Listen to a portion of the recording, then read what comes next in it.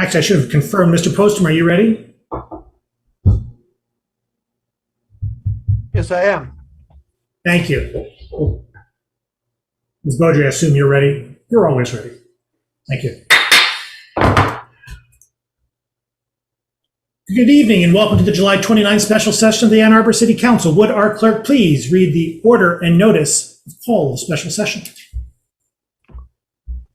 Notice is hereby given that an electronic special session of the Ann Arbor City Council will be held Monday, August 16th, 2021 at 6:00 p.m. for the following purpose: to hold a closed session under MCL 15.268A, the Michigan Open Meetings Act, for the annual personnel evaluation of the city attorney, and an open session for resolution to finalize evaluation report and amend the employment agreement for city attorney Stephen K. Postema. Thank you. If you're able, please rise and join us for a moment of silence, followed by the Pledge of Allegiance.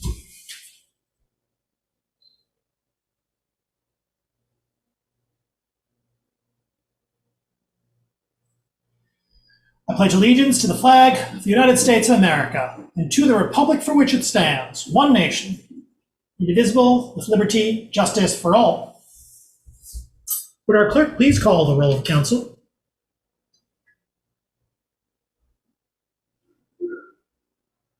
Councilmember Hayner, Here. Councilmember Dish. I'm here from Evanston, Illinois. Thank you. Councilmember Griswold, Here, Ann Arbor. Councilmember Song, absent. Councilmember Grand, Here. Councilmember Medina,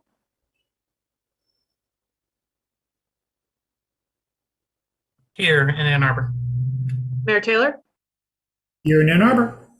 Councilmember Iyer, Here in Ann Arbor. Councilmember Nelson, Councilmember Briggs, absent. Councilmember Ramlawi, Present in Ann Arbor. we have a quorum. Thank you. May I have a motion, please, to approve the agenda? Moved by Councilmember Griswold, second by Councilmember Medina. Discussion? All in favor? Opposed? The agenda is approved. Motion to go into closed session, please, under the Michigan Open Meetings Act for attorney-client privilege. Is that correct? Pardon? Mr. Postma, the motion to go into closed session for the purpose of?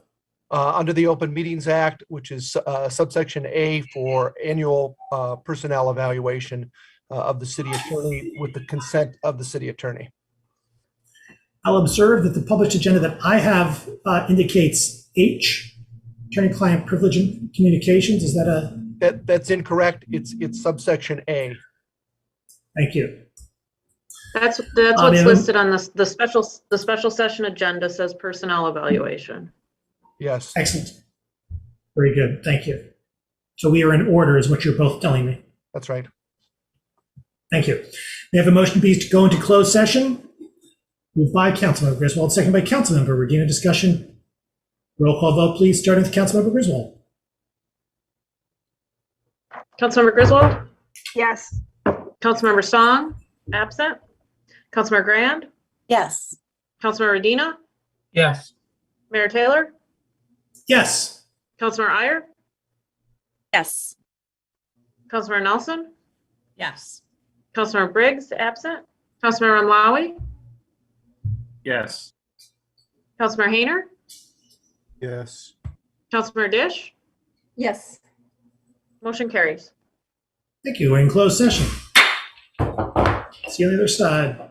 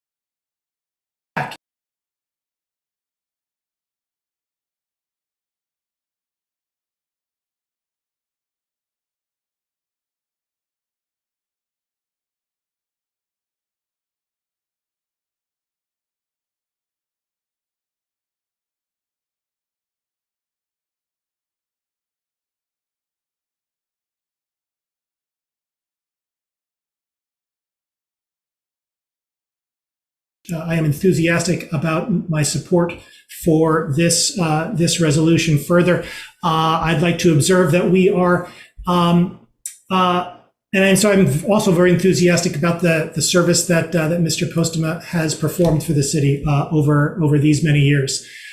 His service has been dedicated, his service has been selfless, and his service has been, frankly, excellent. Mr. Postma, along with the staff in the attorney's office, have created an office staffed by outstanding professionals with a culture of mutual support and a culture of service. We are in the middle of a city attorney search, and I'd like to say that the office of city attorney is a crucial one to the success of the city of Ann Arbor. It is a high calling. It provides applicants with a wide variety of complex issues and the ability to serve their existing community or their new community in a way that is unique and deeply meaningful. Anyone who comes in to succeed Mr. Postma, to follow Mr. Postma, will do so with a staff that is dedicated and outstanding. It will be a pleasure to work with, and a council that will appreciate the good work of attorneys up and down the line. The legal advice that we get from the city attorney's office is indispensable, and although Mr. Postma deflects the most of our florid praise for him, and more florid praise will follow, I will say that it has been, one of my tremendous pleasures serving as mayor to receive the advice and cautions and recommendations as counsel from Mr. Postma and those who he has had the wisdom to hire in his office. Councilmember Hayner. Yeah, thank you. I'll be brief. I appreciated the depth of the analysis that we did and the interviews that we had with our consultant on this. And again, I'll just say that my relationship with Mr. Postma in the office has been pretty decent. I feel that he's treated me fairly over the years, and he gets things done, and he's gone out of his way to care about my inquiries into Gelman and some other matters like that, and really seemed like he listened to what I have to say. And so I just, I really appreciate the work that he's done for us and for the city. And I just wanted to put that out there. Now it's been my uniform policy to not vote for raises for our executive staff. So I'm going to say no to this, but it's not because I don't value his work. It's just a general cause of mine that I feel like, 150,000 is enough for anybody in public service. So no offense, Mr. Postma, but thank you for your service. I think you've done a fine job. Councilor Grant. Thank you. I don't have a lot to follow up on your comments, Mayor, other than to say I did want to acknowledge Amy Sell for her work in this process. I'm really pleased that we took the time as an administration committee to establish some sound processes, and in doing so, the results came in and they were, excellent as expected for Mr. Postma. It's an honor and a privilege to take part in his final evaluation. That sounds so dire for the city, but this has been an incredibly trying last year and a half, and in so many ways. And I just sincerely thank you for the integrity and dedication that you bring to this job. And you and your staff, and you hire just outstanding people. So thank you so much for your service to the city. I think people see some at the council table, but they have no idea how much work goes on behind the scenes. And I really do hope that in September you take vacation and turn yourself enough, and then come back to us, as ever, ready to get back to work. So thank you. I wish, unlike Councilor Hare, I wish we were paying you more, but I'm glad that we can at least compensate you for some of the vacation that you didn't take in your service to the city. Councilmember Dish. I don't want to be floored. I just want to be specific and say that in my short time on council, I've seen the city attorney's office win a crucial victory in the Hahn case that knocked that case off the class action path, which had it gone down that path, it would have been financial disaster for the city. Your extraordinary work on Gelman to press the litigation path, and that has provided a framework and baseline for moving forward to the EPA, which I think we all feel like we can rest dear with that. Your office moved mountains with the landfill solar project. You won concessions on community aggregation that are crucial to the 820 plan and that were projected to happen within 5 years, maybe, not 12 months. I have utterly respected and appreciated your clarity educating the public with a number of public-facing memos we've asked you to write this year. And I have personally benefited immeasurably from your patience in educating the new council. And I wish that I could work with you for my whole term. Councilmember Redina.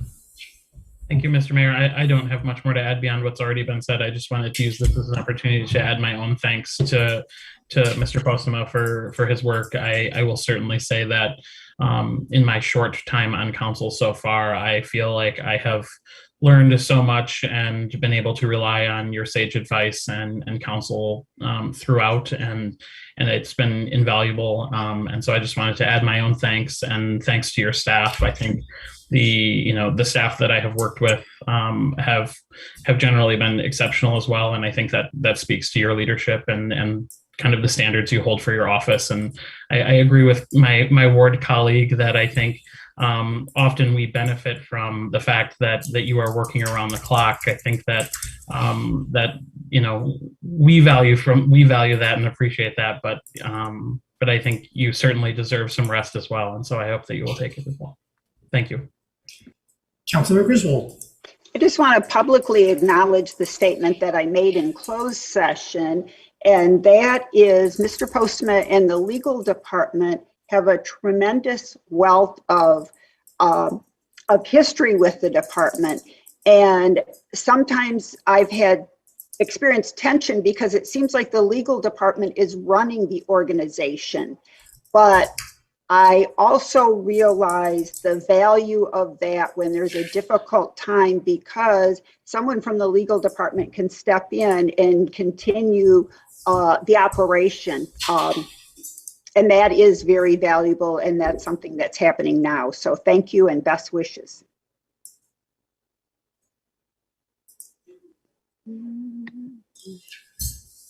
Further discussion? Mr. Postma, do you? Mayor, I've usually given something, but it's usually been at the end and would not be appropriate for a discussion of a resolution. I'm sorry. Fair point. Thank you very much. Further discussion? All in favor? All opposed? It is approved with 9 council members present, 8 voting in the affirmative. Councilmember Song, are you an approve? Yeah, sorry, I keep getting locked out of my computer, but I'm back. All right, very good. So it is approved with 10 council members present, 9 voting in the affirmative. Councilmember Hayner voting in opposition.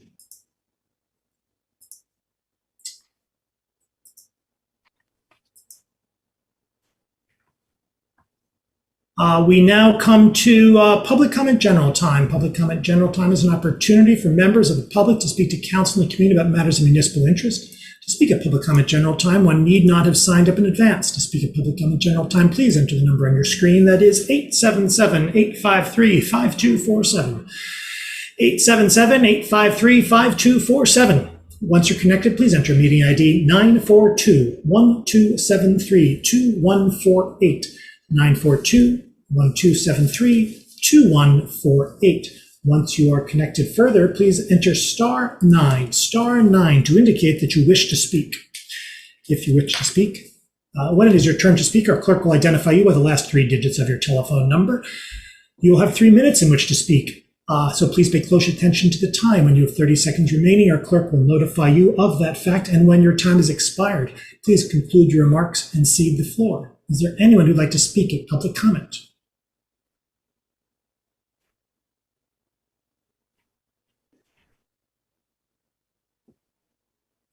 Mayor, I don't see any callers for public comment.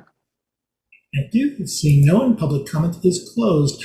Are there communications from council?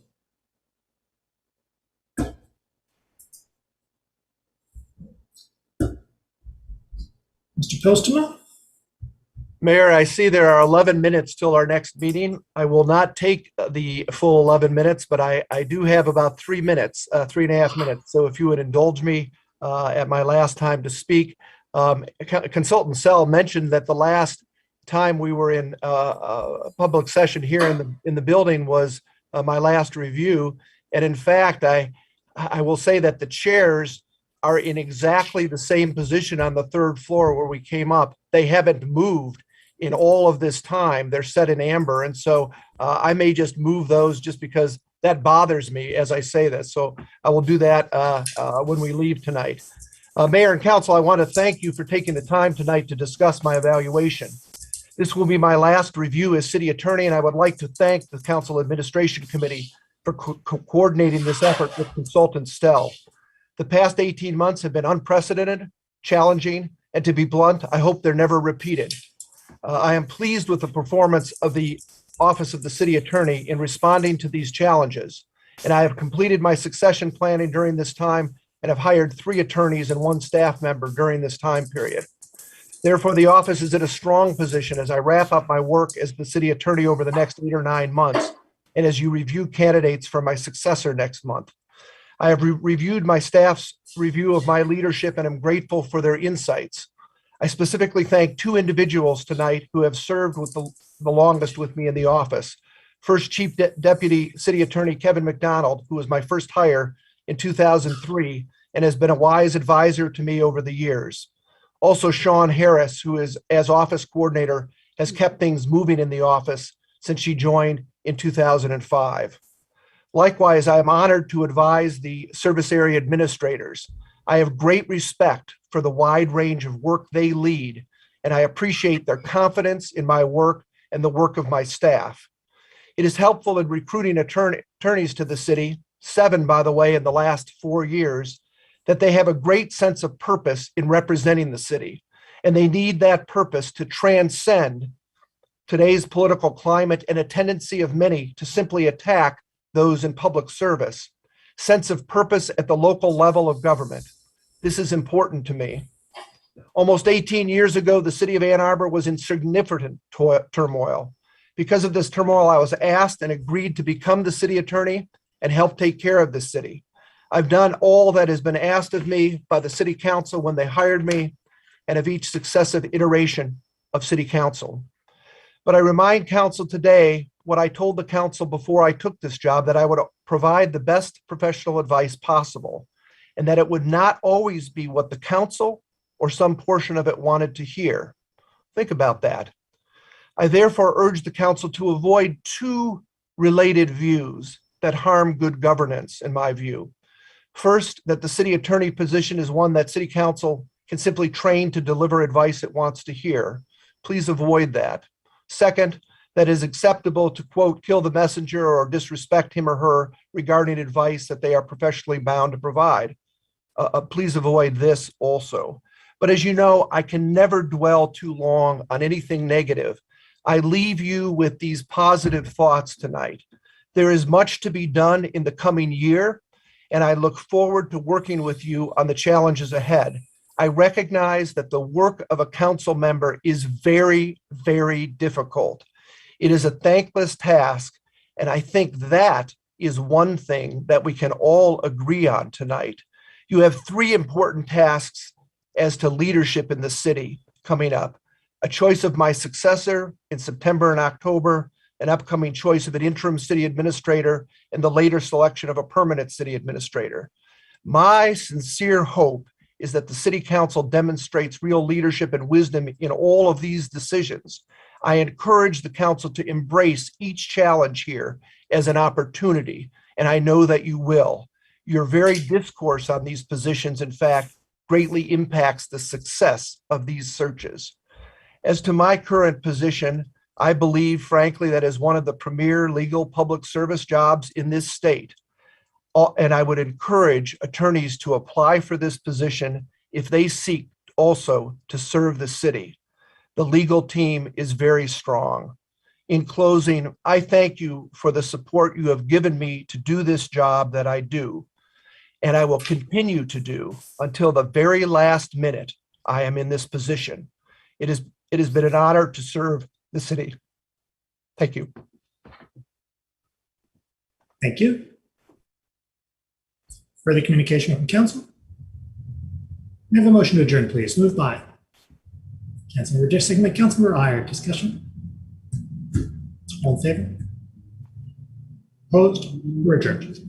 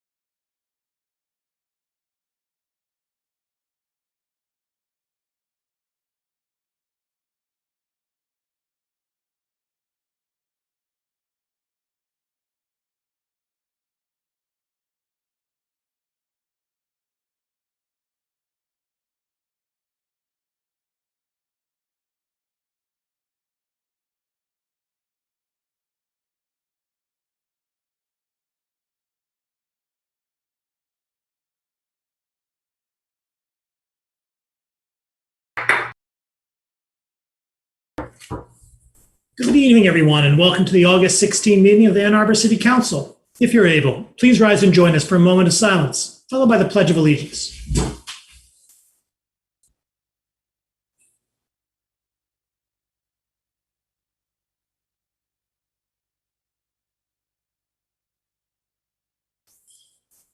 I pledge allegiance to the flag of the United States of America and to the republic for which it stands, one nation, indivisible, with liberty and justice for all. Would our clerk please call the roll of council?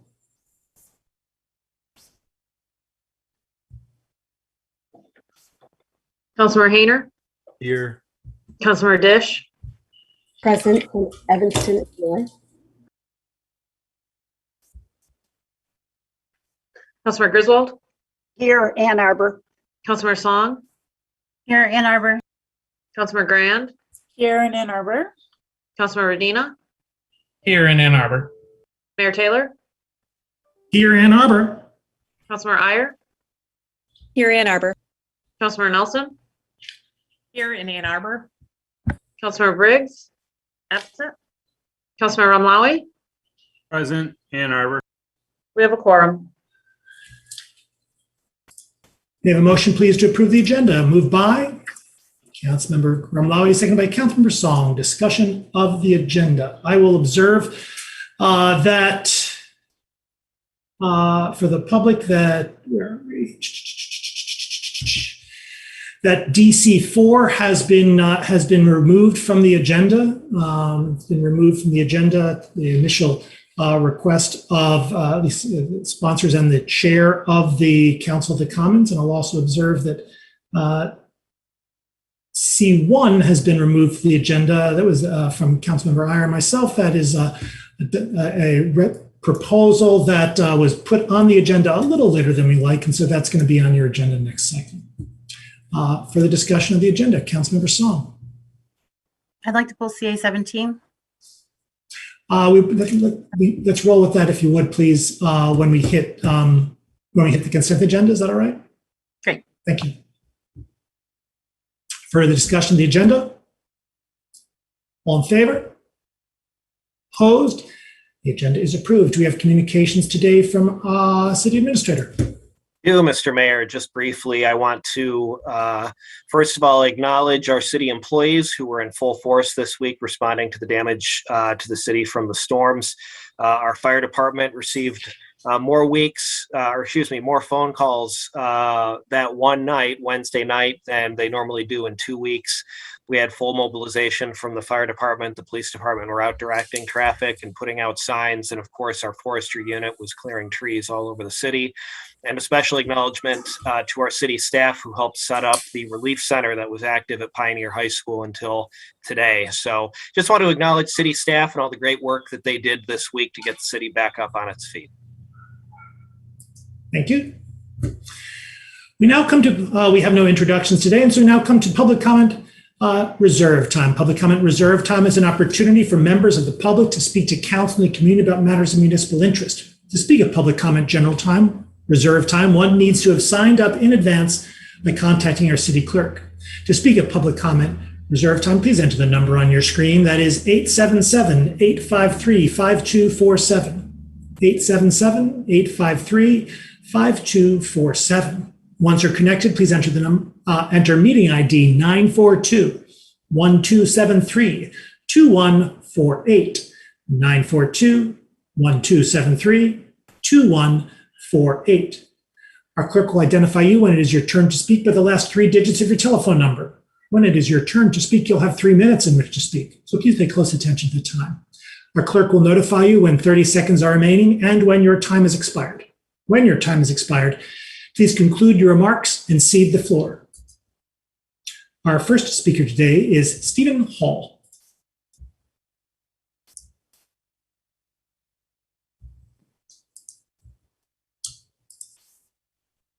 Caller with the phone number ending in 949. Hello, City Council. Go Can you ahead. hear me? Yes, we can. Terrific. Hello, everyone. If we haven't met, my name is Stephen Hall. My wife and I own Spencer Restaurant on Liberty Street. I would like to thank you all for your time, and I'll try to be brief. You may have received an email from me earlier this week. You may know why I'm calling. My concern tonight is the proposed change to the downtown street closure schedule, which I'm requesting be continued just in its current version of Thursday through Sunday, as opposed to Friday. I think that a change to shorten the hours would be a huge disruption for downtown businesses, overall decreasing revenues. I think it would confuse a lot of customers and locals, who have been accustomed to the current schedule. We've had it for about 1.5 years now of Thursday through Sunday during the season. And most importantly, I think it would really limit the working hours of many downtown employees, I think all of whom could really use the support these days. So with cases rising and, the end of the season is only 2 months away, I think the importance for outdoor dining seems very obvious. Students, parents, football crowds, I think, discouraging people to mingle indoors is probably smart. As well, we're now talking about the social district program. So to change the schedule, I think even more sort of defies common sense, right? Why would the two downtown social distancing programs have different schedules? And I guess I would also ask the council, what are the big problems that the schedule change would be solving? It seems there's only 2 months to go. Everybody's used to it. I don't understand why the change is being proposed. Anyway, I hope you'll take that into consideration, and thank you for your time. Thank you. Our next speaker is Harry Cohen.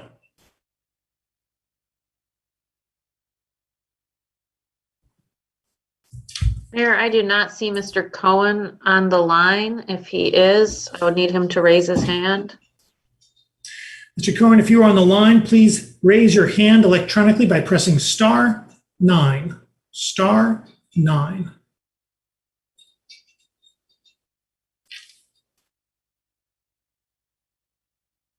Hi, is this Mr. Cohen?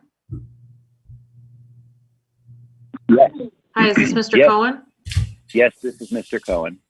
Okay, go ahead. So thank you again. I couldn't say it any better than the previous speaker.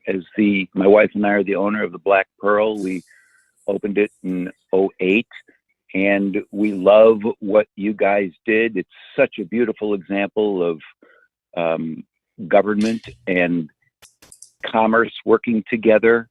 The street closures are so wonderful for the community and for the businesses, specifically the restaurant businesses. It is such a great thing that you did. To undo it does not seem wise. It's only good for the stakeholders that I see, which is community members, restaurant participants, patrons, employees, and the like. And again, it is wonderful for everybody. So I'm not sure who and why someone's suggesting it be closed on Thursday. So please keep it open. It's wonderful.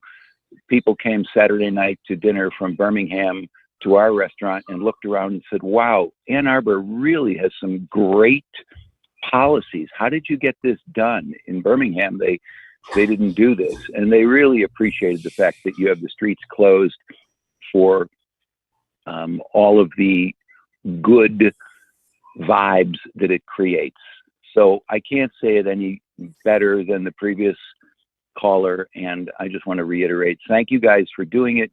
Please keep the streets open for Thursday evening. It does wonders for our community. Thank you again. I'll stop talking. Thank you. Our next speaker is Tom Murray.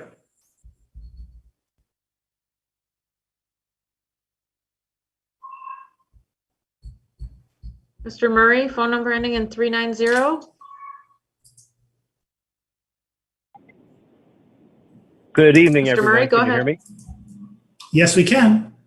Okay. Yeah, thank you very much, Mayor, Council.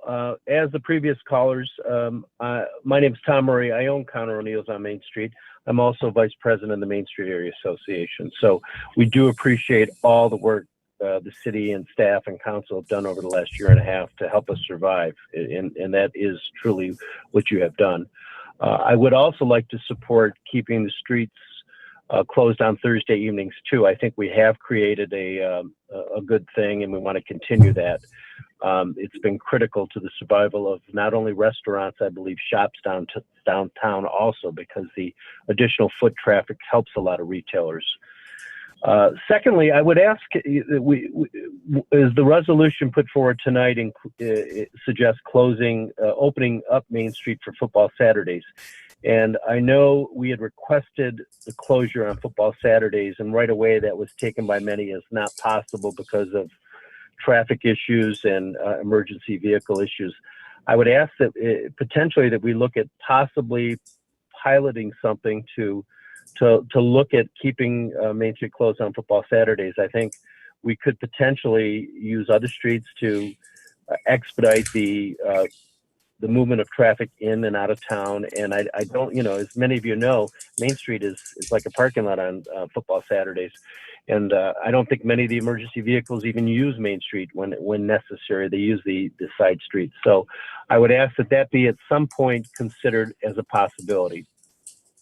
The second resolution I wanted to talk to you tonight about was the social districts.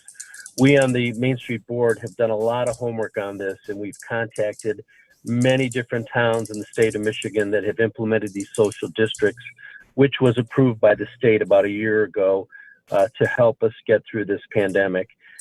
All of the responses that we have received from towns like Lansing, Grand Rapids, Royal Oak, Northville, Saline, it's been a positive thing. There's been no issues. And we think that with a good management plan in place, which we have from the Main Street Association, that it will be a successful program. So we ask for your support on that. I think it's a good thing for downtown, and we look forward to implementing it in a successful way. Thank you for your time tonight.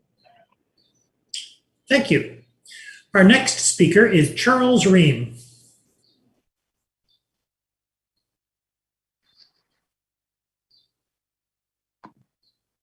Mr. Ream, phone number ending in 811. Press *6 to unmute yourself. Go ahead. Okay, this is Charles Ream. Can you hear me? Yes, we can, sir. Thank you, sir. I would really like you folks, our wonderful city council, to declare September to be Entheogenic Plant and Fungi Awareness Month, in line with your previous unanimous declaration last year in passage of the resolution. Let me digress for a moment. I noticed that the Ann Arbor City Council has been doing some criticism and self-criticism and evaluation, and I'd just like to say, give my thanks and my praise to the Ann Arbor City Council for their work over the last decades, and to the citizens as well. The citizens pass medical marijuana, protect immigrants, protect women's rights, and the City Council itself got the $5 fine, the first advance in cannabis policy in the world in the early 70s. Now it's time to continue to show that leadership and vote yes for all the reasons that were mentioned last year when the vote was unanimous. We want freedom, and that's a value for us. And therapy is important for depression, PTSD, anxiety, suicidal ideation. Spiritual values are important, and there has been nothing new for so long for therapy, for people who are really desperate. And we're not capable of treating mental and emotional problems with the tools like we have for physical problems. We want it known, and we want Ann Arbor to help it be known that there are tools that will work for serious problems, and that we do advocate for freedom in the usage of things that are essentially safe. There are people facing difficult problems now. We can help lead the way out. I just want to make the point that Ann Arbor is not afraid to lead, and I would really like you folks to pass this resolution to declare September Entheogenic Plant and Fungi Awareness Month. It could be even put on the consent agenda. It's not controversial. Thank you so much. 30 seconds. Thank you. Our next speaker is Shan Alkavicius.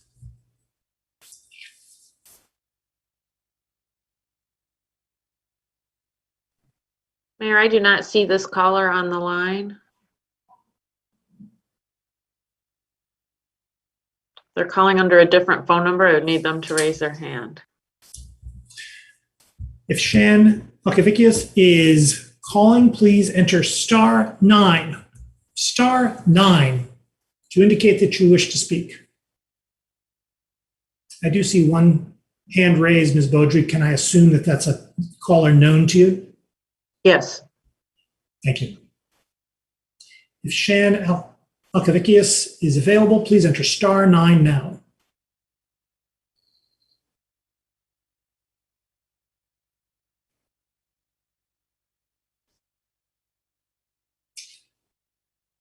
We do not see an additional hand raised. We'll cycle back at the end of public comment as time allows. Our next speaker is Julie Barron.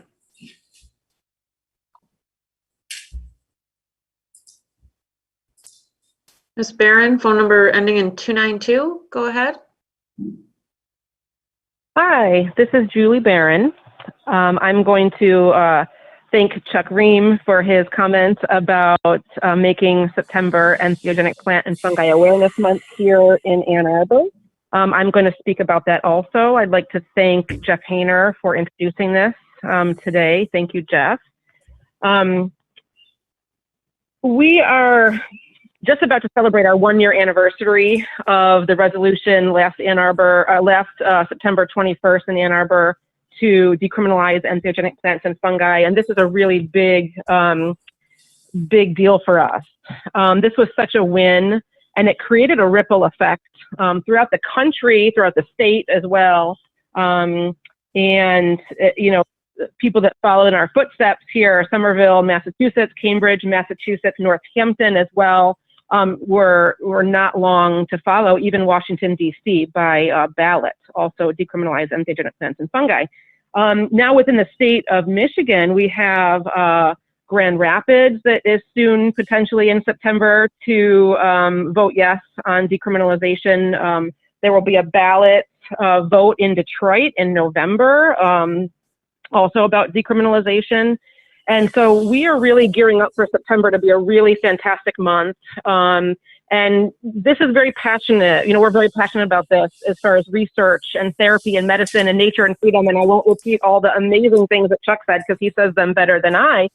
But this is really an important focus. And Ann Arbor really took the lead here and really made an impact. And I would love us to be able to continue to do that.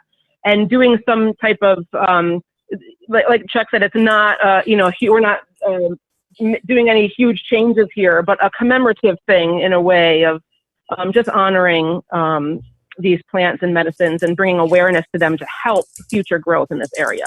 So, we would love you guys to consider passing this resolution. We thank you for taking the time. Thank you so much. Thank you. Our next speaker is Jeff Crockett. Mr. Crockett, phone number ending in 326. Go ahead. Hello. Can you hear me? Yes, we can. Oh, hi. I'm Jeff Crockett. I'm a First Ward resident. I understand DC4 has been pulled, but I do have some comments about it. It's about the activation of the Library Lane surface lot, but I am pleased to report that some of the areas of the commons have already been activated. And a group of 27, now called the Green Team, has been busy since March planning for planting and maintaining a community garden in an area just north of the elevator and another area just east of the elevator. This is just the first year of a multi-year project. We've also pitched in to help with public parking with weeding and other areas surrounding the parking lot. Please stop by and take a look at the variety of wildflowers, the 10-foot sunflowers and vegetables. Earlier today, I sent you a presentation that chronicles the story of the community garden. To date, our volunteers have donated over 360 hours. The volunteers are primarily Ann Arbor residents, but some live in North Carolina, Vermont, and Florida. The garden represents a unique partnership among Ann Arbor residents, city agencies, and local businesses. At this time, I would like to acknowledge a number of these contributors. They include Maura Thompson, Interim Director of the DDA, who has removed surface parking during the garden maintenance. Ali Rumlawi from Jerusalem Garden, who has graciously provided access to his water for irrigation. Tiffany Giacobazi, the city forester, who provided wood chips. Dr. Ron Suarez and A.B. June Rowe, who have developed our website. Scott Spooner from Parks and Rec, who delivered a Christmas tree in December. Robert Black, architect, teacher, artist, and facilitator. Linda Wan, professional photographer, and Jeffrey Haney, Zoom management. Flower contributors include Bonnie Pierce, Odile and Alan Haber, Kathy Griswold, Jeff Crockett, Argus Farm Stop on Liberty, Margolis Nursery, Rita Mitchell, Sherry Thompson. We also are going to get a sign from Grafactory from Wap John and Julie Ritter. Ongoing maintenance includes the help of Eileen Tyler, Ann Bannister, Sue Perry, Chad Manfreda, Rita Mitchell, Sherry Thompson, Christine, and Jeff Crockett. We have been pleased to share our work with the Council of the Commons and greatly appreciate their role in moving the Commons forward. At a time of great divisiveness in local politics, participation in the community garden provides an opportunity 30 for seconds. us all to heal. We are currently offering tours of the garden and are pleased to have already provided a tour for CMs Dish, Hayner, and Griswold, and for Adam Zemke. But I would be pleased to take each of you on a tour. When DC4 comes up again, please vote for it. Thank you so much for your consideration. Thank you. Our next speaker is Adam Zemke.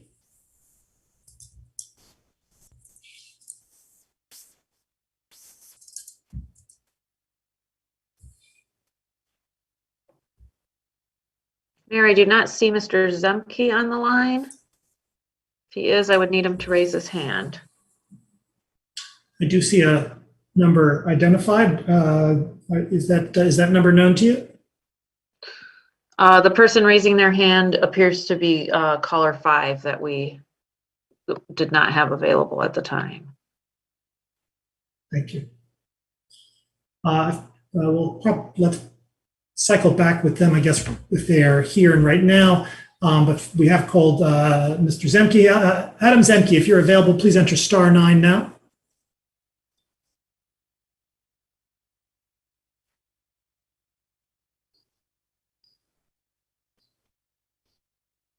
With Council's permission, we'll cycle on back. Our next speaker is Shan Alkavikius.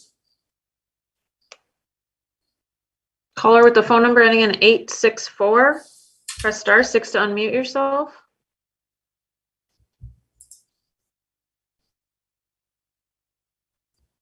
Caller 864. Press *6 to unmute yourself if you have a comment.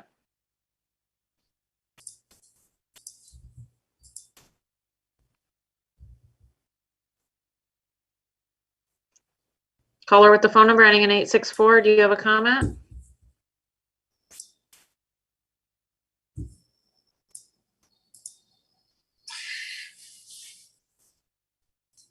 Shan Alkavikius, you need to press *6 to unmute your phone. Hello, Go ahead. Hello, this is Shan Alkavicius. Thank you so much. I apologize for the. No worries. I'm just calling in to pledge my support for declaring September Entheogenic Plant and Fungi Awareness Month in Ann Arbor. I supported the resolution last year when everything was passed. I was affected greatly in a positive way after using entheogenic plant medicine. I did suffer from severe postpartum depression and suicidal ideation, and being able to have access to these plants and the education about these plants is very important for more than just me and other people who are suffering from this PTSD and other depression disorders. So I am calling and I'm asking you guys to help forward the resolution and to get the word out to more residents in the city. This could help so many people on so many levels, on a personal level and an emotional level. So thank you for your time today. And have a wonderful evening. My apologies, I didn't mean to interrupt. Thank you. Thank you. Our next speaker is Jean Leverich.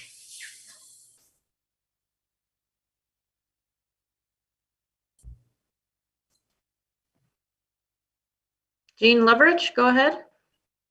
Hi there, can you hear me? Sorry, can you hear me? Yep. Yes, we can. So I'm Jean, and I know that DC4 has been pulled, so I will be hopefully brief. I'm going to ask that City Council not approve DC4 in its current form. It seems like the resolution asks the city administrator and city staff to essentially become an event planning office for the center of the city parking lot area, and that doesn't feel like a great use of city resources, and that it would require, it's asking the city administrator and city staff to work with existing community groups to potentially move already successful and popular events to a new site. And there seems like there's a little bit of slippage maybe from the language of the original charter, which states that the city-owned public land bounded by Fifth Avenue and William Division and Liberty Streets shall be retained in public ownership in perpetuity and developed as an urban central park and city center commons, known as the center of the city. And it just seems like this is sort of slipping into event planning and programming as a role. And I just want to be pretty thoughtful about that. A number of the possible holidays or events that were listed on the site have long histories in other locations. Many of them actually are activating downtown streets to people and have become very popular in recent years. And other activities are already happening on sites that seem like they're well suited to the event. And so I just really want to be very careful about what problem we're solving by asking organizers to move to a new site just because it's the center of the city. I know that recently the task force requested and received $40,000 from City Council, and I wonder if we could use the money that was allocated to the city task force for the task force maybe to pursue sort of an engagement plan for the task force to do some of the stuff that Jeff Crockett was talking about, engaging current and potential users of the center of the city, and also the city, the Liberty Plaza, which is really nearby, and really have the commission themselves do that work to really think about what are the improvements that might make Liberty Plaza and the center of the 30 city seconds. parking lot more pleasant for everyone, including the current users. So thank you. Thank you. Our next speaker is Ann Bannister.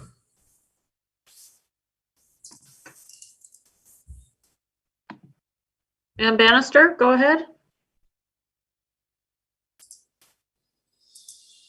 Ann Bannister, you can unmute yourself.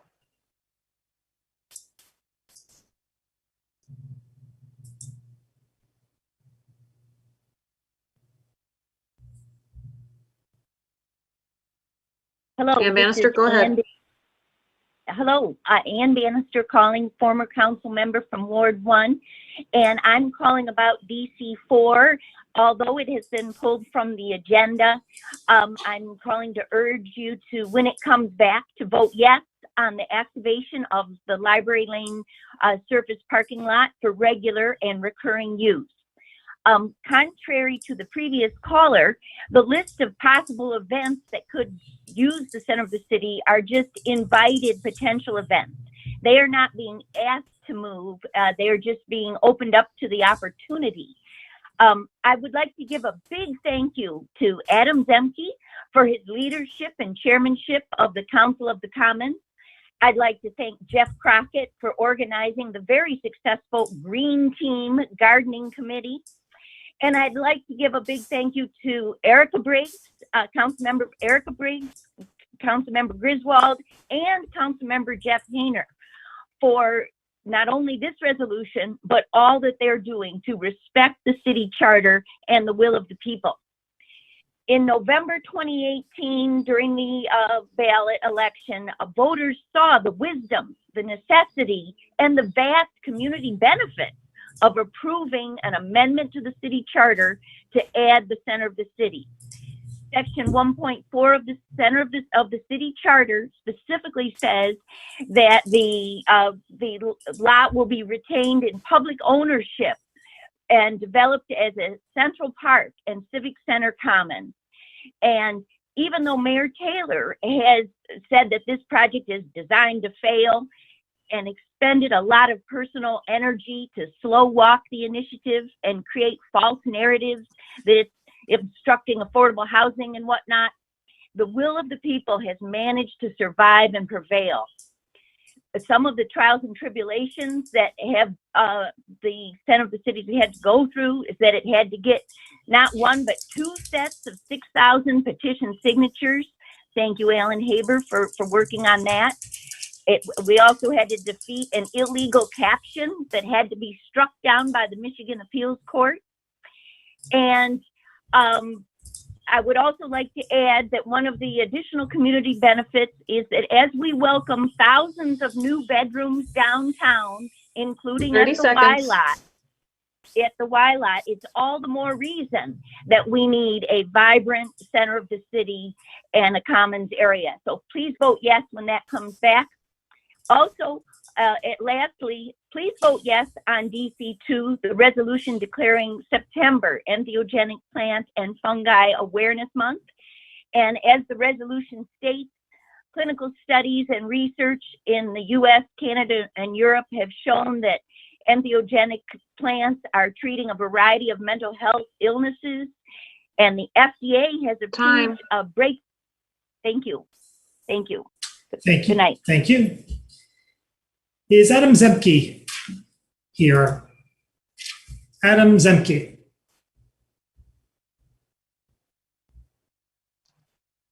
Mayor, I do not see Mr. Zemke's number on the line. Thank you. Our next speaker is Jim Pike.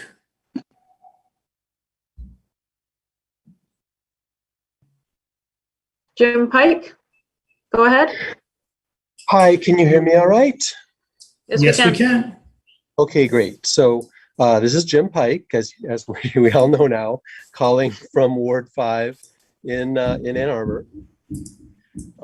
So since DC4 was pulled, you have a chance to rewrite it. So here's my rewrite of the resolved clauses from it. Resolved. City Council accepts this recommendation in spirit, but cannot commit staff and financial resources to develop a plan that must instead be developed by the Council of the Commons members themselves, who shall communicate the report they develop regarding that plan to the City Council by November 1st, 2021. And resolved, it is infeasible for city staff to administer this program once it is developed. The Council of the Commons will, therefore, need to establish or partner with an external or nonprofit entity to manage the program they develop. End of rewrite. Personally, I'd also like to add that if the people associated with the Center of the City Council of the Commons group really have the courage of their convictions regarding this, still nearly 3 years later, incredibly vague idea, I want them to do the heavy lifting on the fundraising and planning work, rather than asking the city to spend more taxpayer dollars on it and asking city staff to do their planning work for them. And that's all. Thanks very much. Have a great night, everybody. I hope you get out of here early. Thank you. Are there communications from council?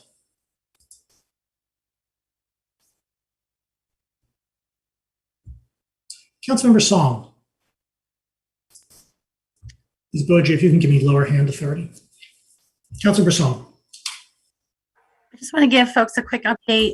There's been the issue about childcare, before and after care in the community, and an outstanding need. And the schools have come forth with a resolution in offering it through their Rec and Ed programming. So today, the registration opened up today.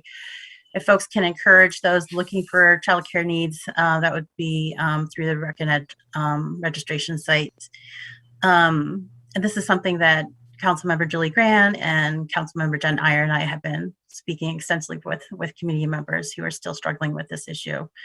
I also wanted to thank the libraries for opening early on over the weekend. Westgate was really crowded with folks who were without power. I was also without power until last night. So my sympathies for folks who are really struggling. It was really good to see folks at the libraries and then our relief center. There were folks who were looking to charge their hearing aids, get some coffee, and get out a little bit out of the heat. So kudos to our safety team too. But yes, anyways, I encourage folks to check out the school's AAPS Rec and Ed site because school starts in 2 weeks if they need to meet that need. Thanks. Councilmember Umloi. Thank you. A couple things. First, I want to clarify a statement I made at the last council meeting at the very end, late night, where I suggested we need something in the terms of an emergency manager, and that was mistakenly said. I would like to clarify that, and I was referring to more of an external candidate who could come in and help organize the organization. And being on the admin committee, I've been in the conversations with others on doing such that, and that is on today's agenda, DC 7, whereas we propose to look at an external candidate to come in as an acting city administrator. So my apologies for alarming some folks last council meeting, but this is more of what I meant, and I'm glad to see it on today's agenda. Aside from that, I also want to just extend thanks to people in our community who have helped restore power to our residents. I noticed trucks as far away as Florida in town yesterday, helping repair power lines and downed infrastructure from the storm on Wednesday night. I think we learned a lot. The fact is we are not ready for climate change and what it's going to bring in terms of our infrastructure and the need that we have for reliable, dependable electricity that is also clean. We have many people who have medical needs, who are also, we have many people who can't afford the luxury of checking into a hotel or leaving, or in fact losing everything that's in their fridge and freezer. So there's a huge equity issue when we lose power, and the folks that are most affected are those with the least resources. So I look forward to working with DT and others on this matter. Thank you. Councilmember Hayner. Yeah, thanks, Mr. Mayor. I'll be brief. I see a lot of hands up here. I just wanted to put it out there.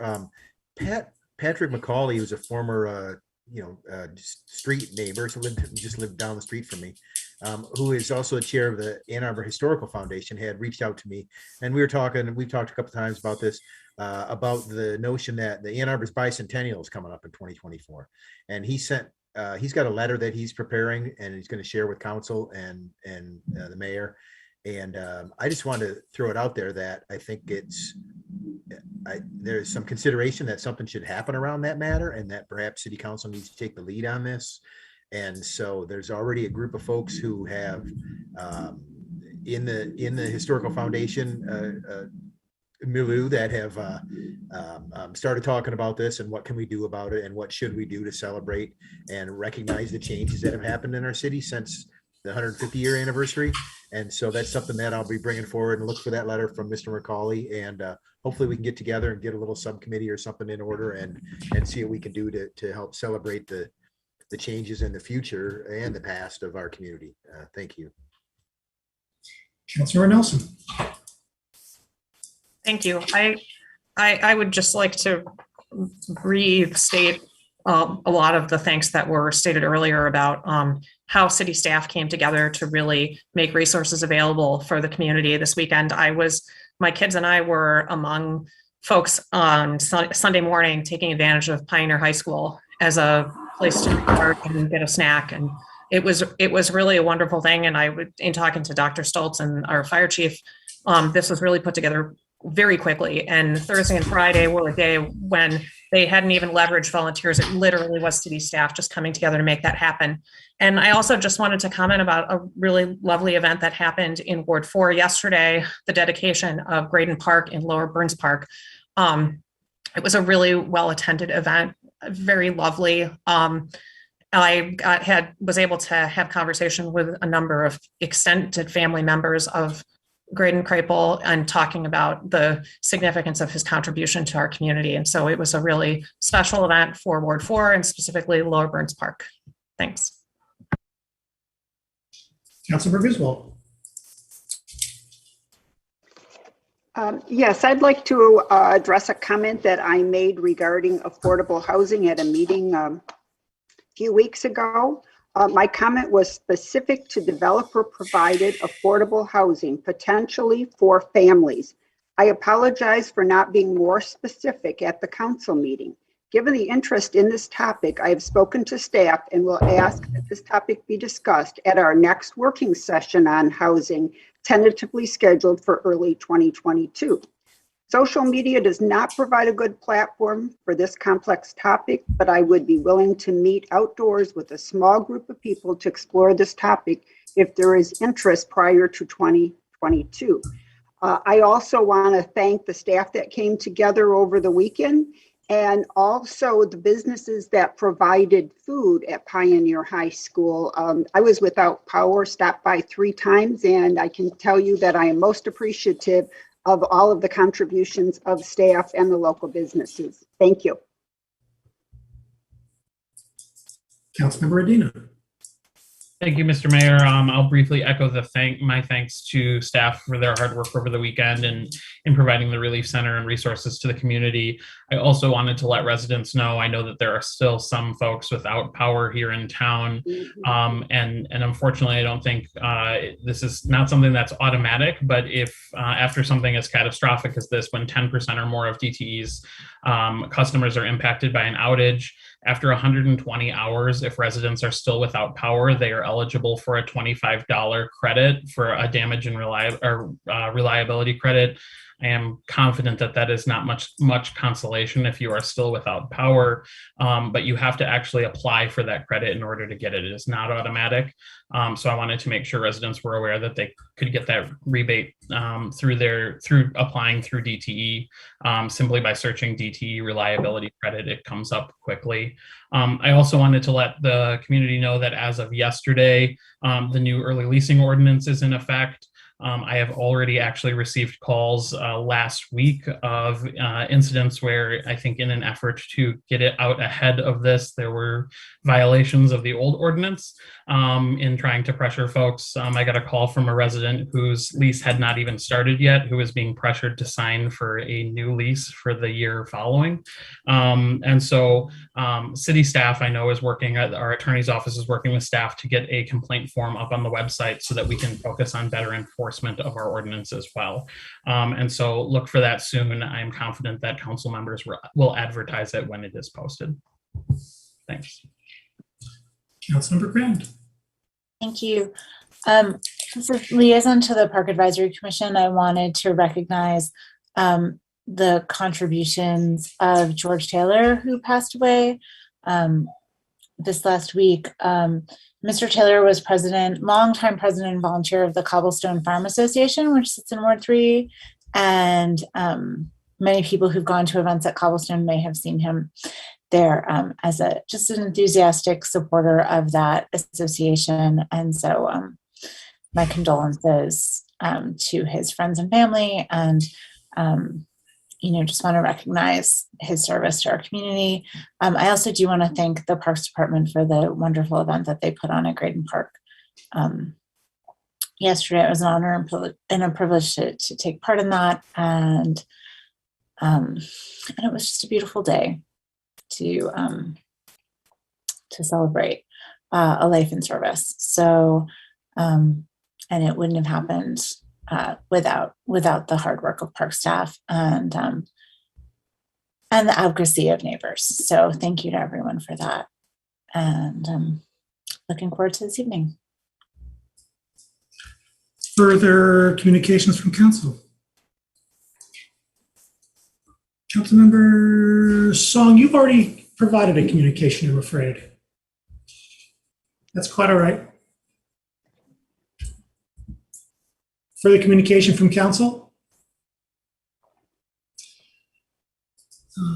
A couple points briefly. First off, I would like to echo the thanks that has been extended to city staff. I ran into a number of folks at Pioneer High School, Sydney Parmenter, emergency manager, Dr. Stoltz, of course, and many others. And there are others that I'm neglecting to mention. It is just a perfect example of the dedication to the community that staff has, their ingenuity and their get up and go-ness. I couldn't be more delighted. I know that residents who were there were grateful for the opportunity. And I'd also like to extend thanks to AAPS. Without the schools, this doesn't happen. Speaking of the recent storm, obviously so many Ann Arbor residents have lost power and for far too long, and it's a demonstration that what we have going on now is just not acceptable. I'm glad that DT is going to be investing about $20 million in the infrastructure and grid over the next couple of years, but it's not yet where we need to go. We need more, and we need local investment too through the 820 program. I mentioned a possibility of a millage to support the community climate action efforts. That will be upcoming sometime in 2022, and I'm really looking forward to it. I think that we have the opportunity to do great things. I know we do. And further and finally, in my time remaining, I'd like to express my sorrow for not having been in town for the honoring of Graydon Park, being out of town, picking up my daughter after being a counselor up at summer camp up north. Councilmember Craple's service to his small community and the larger one as well was exemplified by decency and dedication, vision, and expertise. He's a man missed.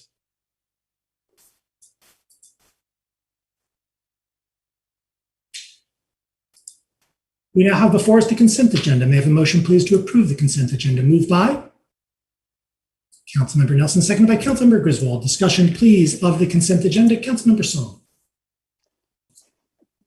Now, can I pull CA 17, please?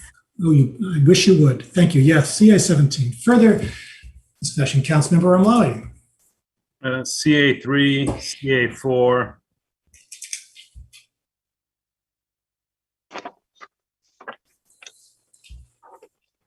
Councilmember Adina. Thank you. I actually don't want to pull it, but I just wanted to take a brief moment to thank staff and council members from Lowy and Song and others who are involved on their work on CA 18, which is the social district. I think we heard from members of the community about the value that this has demonstrated in other communities that have tried this, and I'm really excited about it. If it were not on the consent agenda, I would enthusiastically co-sponsor it, but I am grateful that it is coming forward for us. Thank you. Councilmember Hayner. Thank you. I'd actually like to have CA 18 pulled for some brief discussion. Thank you. CA 18. Councilmember Grant. No need to pull it, but I just wanted to recognize the work of Remy Long, who's our staff member who supports the Greenbelt program, for his just exemplary work in helping us leverage $7.4 million, and that number is correct, in matching funds from the federal government to support that program in partnership with a number of other neighboring communities. He is just one of our treasures and a pleasure to work with. And so I just wanted to recognize that contribution to our community. Thanks.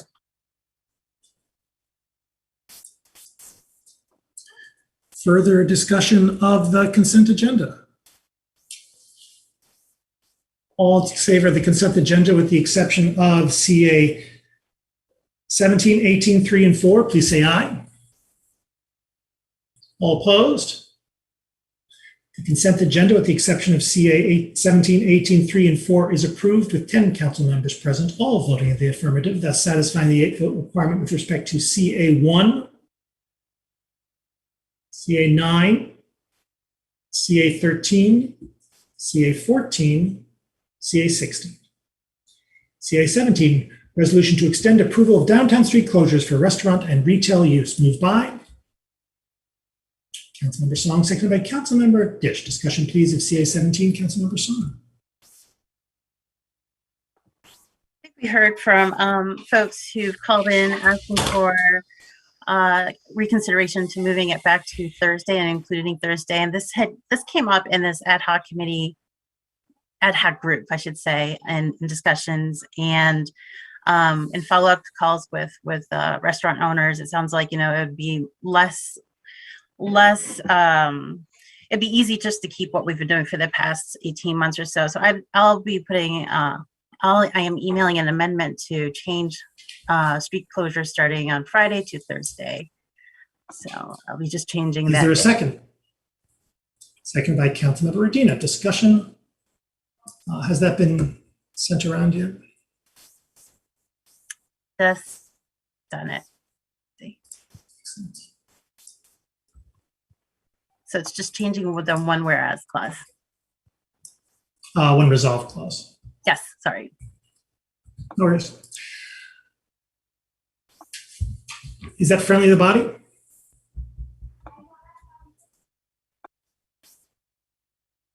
Is that friendly to the body? Getting a lot of head. Councilmember Amlani? Yeah, I have no objection to that. I do have another proposed amendment to make, but I'll wait. Okay, so that's friendly to the body. Excellent. Councilmember Amlani. Thank you. Yes, that's right, Councilmember Amlani. I would just question whether West Washington Street should be closed for 7 days a week, beginning in September as it is now. I believe in equity and fairness, and there are others who also have asked for 7-day closures who have not been granted that. In the spirit of fairness, I believe that West Washington should be treated just like all the other streets in this resolution and be closed from Thursday to Sunday and not the 24/7.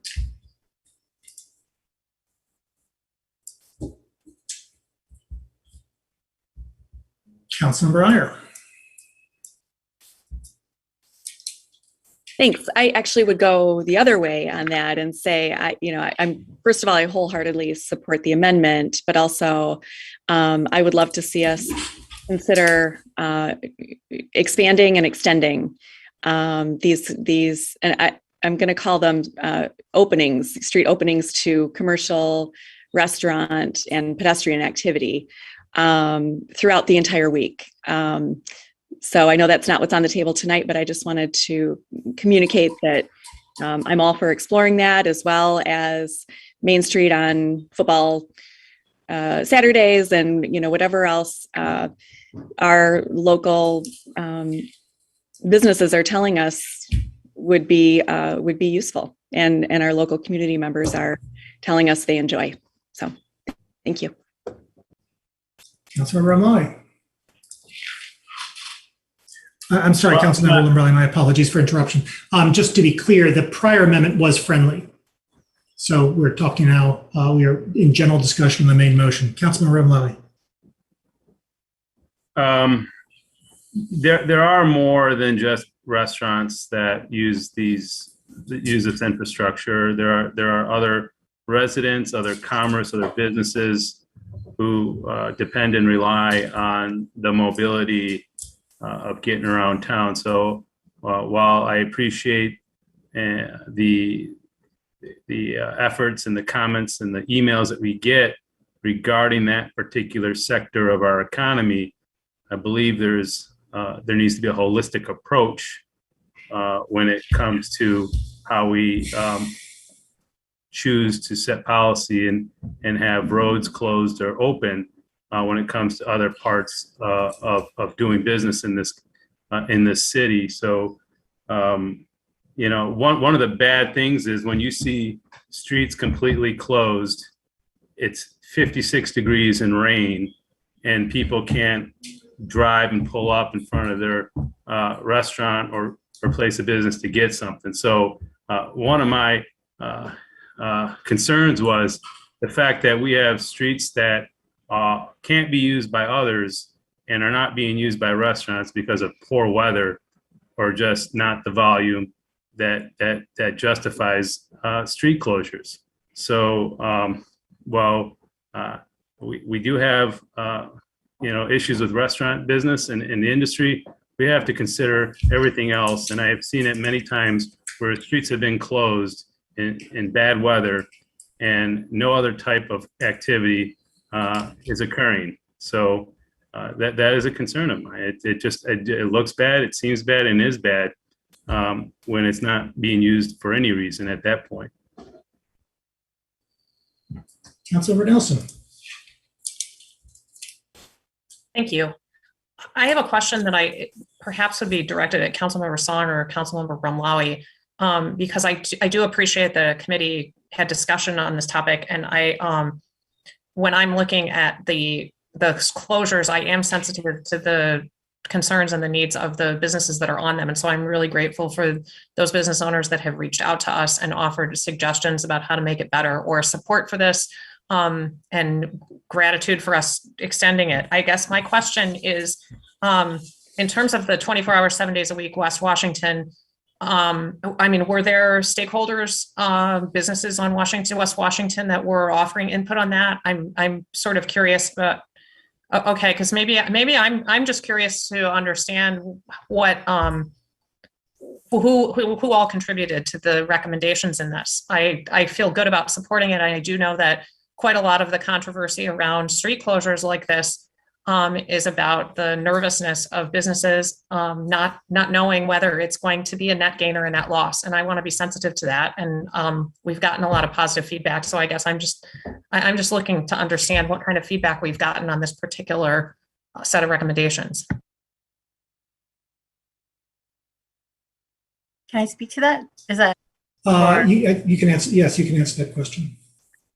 So this is not like a committee that's on Legistar or anything. This is an ad hoc group that came out about last year, from what I understand. And these are folks that the city convenes, and the folks who are there include the Main Street Area Association, the DDA, myself, Councilmember Romawi, and John Crawford, and now John Fournier. So those are the folks at the table. Those are the folks who shape the conversation. And from what I understand, there was polling beforehand. Main Street Association had a polling, whereas 80% of the folks in their membership who replied were supportive of this, continuing this, given the success. So it's really just extending what we've done and repeating that. I don't know if Ali can give a little bit more context beyond that, or if the Main Street Area Association or John can speak to that too. That, unless Councilmember Nelson requires more, that strikes me as a sufficient answer. Thank you. I appreciate that. Councilmember Griswold.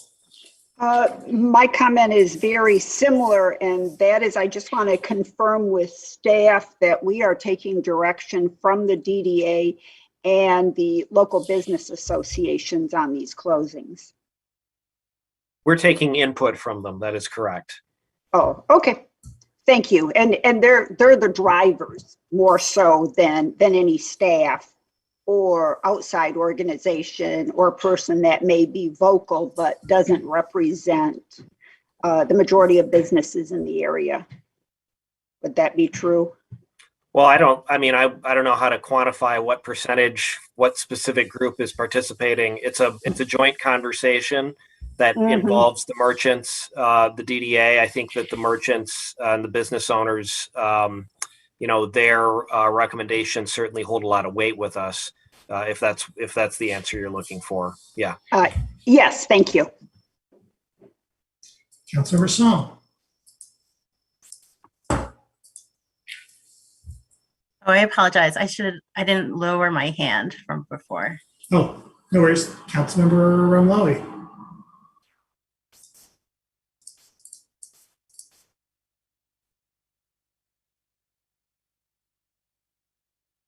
Councilmember Amlai.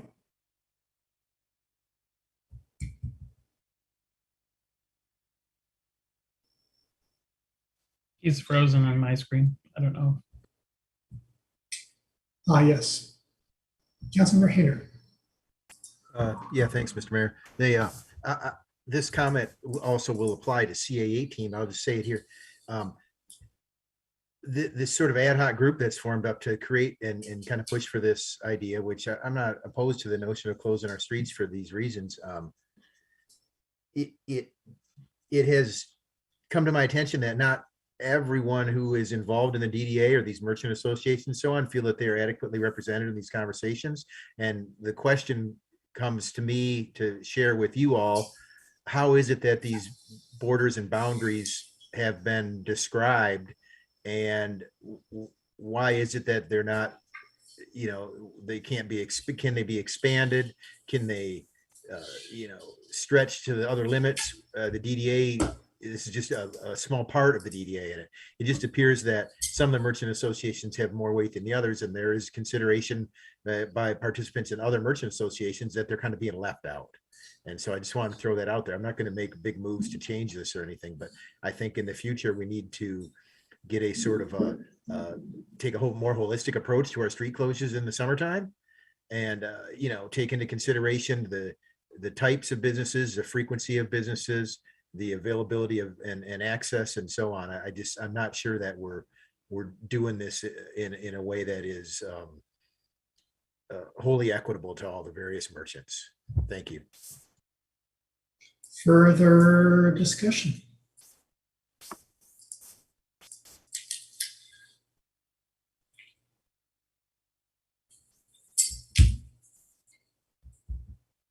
Ms. Beaudry, is Councilmember Ramlani coming back in?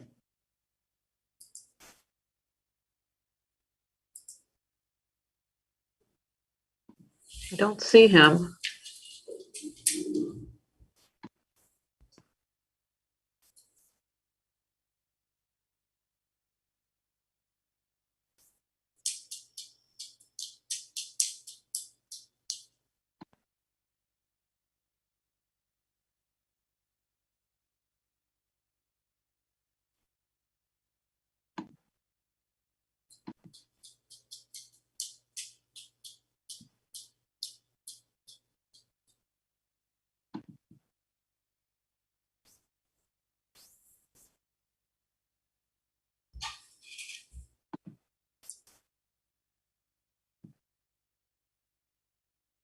There, I have him now. Thank you.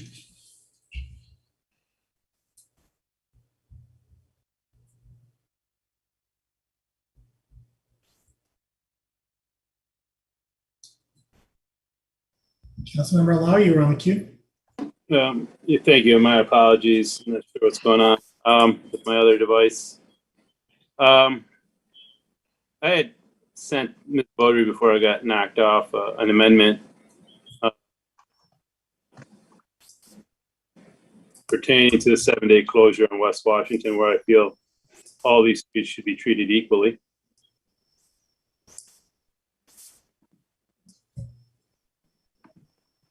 I just sent that around. Thank you. Is there a second?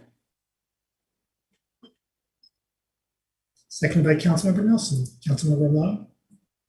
Well, thank you. I've been part of these conversations since May of 2020 with all the associations, former city administrator, interim city administrator, the police chief, fire chief, many people up and down the line, merchants, business owners, etc. And many have asked for 7 days, and we've had it in some other parts, and it's been problematic because some feel that we're picking choosers, or we're picking winners and losers. And here is a case again, as we're extending them beyond where we're giving one street more closure than the rest. And it made more sense back when there was construction on Ashley. But Ashley's opened up, First has opened up. And we are extending it now from Thursday to Sunday. Again, I feel as fairness and equity go, this is the right, there just hasn't been a very strong reason why this should be treated differently than the rest at this point. Councilmember Adina, let me suggest that we all probably have our own individual notions how this is going to, how they're going to vote, and we can just have a small amount of conversation about this amendment. Councilmember Adina. Thank you, Mayor Taylor, and I will be brief. I'm not going to support this. I think that, as we heard at some point in this conversation, I don't think we heard complaints from any of the businesses on Washington about being closed for 7 days.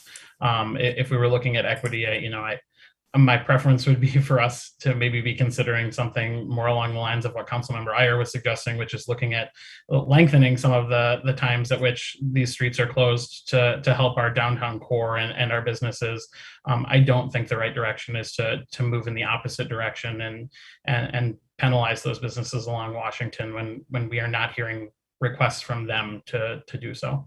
So I will not be supporting it. Thanks. Councilmember Grand.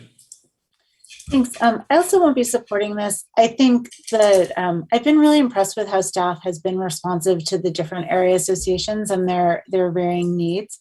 I think that actually speaks to attention to equity and understanding that equity is not treating everyone the same. So I hope that we'll understand the difference between what equity is and what equal means, that they're not the same. And I think our city's done a great job, for example, with State Street, when they didn't want to close down their street, being responsive to the request from that area association, so that they really can be responsive to their members and reflective of the interests of those businesses. So really just thrilled to be supporting this resolution overall, just not the amendment.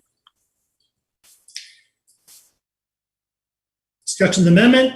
Roll call vote, please, starting with, I should have said that earlier. Is it perhaps Song? Is it perhaps? It will be Councilmember Song. Excellent. Roll call vote on the amendment. Councilmember Song. Councilmember Song? No. Councilmember Grand? No. Councilmember Adina? No. Mayor Taylor? No. Councilmember Iyer? No. Councilmember Nelson? No. Councilmember Briggs, absent. Councilmember Romlawi? Yes. Councilmember Hayner? Yes. Councilmember Dish? No. Councilmember Griswold? No. Motion fails. Further discussion, the main motion is amended. All in favor? Opposed? The motion is approved. CA3, I think, is next. CA3, resolution to close streets for the 20th Annual Mayor's Green Fair, Friday, October 1, 2021. Moved by Councilmember Grand, seconded by Councilmember Dish. Discussion, please, of CA3. Councilmember Romlawi. Thank you. As cases rise of COVID and we have mandates coming back, mask mandates, other precautionary measures that are going to be taken, fear by many that we're going to be back to some very restrictions coming up soon, especially when the students come back and bring things from other parts of the country and world to our community, some that might not be welcomed in the case of COVID. I question the wisdom of holding the Green Fair weeks from today. I don't think it's necessary, and quite frankly, I'm also disappointed that aside from those health concerns, that we still choose to ignore the center of the city as a place to hold this type of event. And that is not why I'm not supporting it, but based on the public health safety concerns that I have going forward, I think it's wise to hold this event in 6 weeks' time from now. I won't be supporting it based on the outlook for COVID. Thank you. Councilmember Grand. My apologies. I'll be supporting this. I think as we saw with Taste of Ann Arbor, the city is able to flex if necessary. If we believe that an event is no longer safe to the public.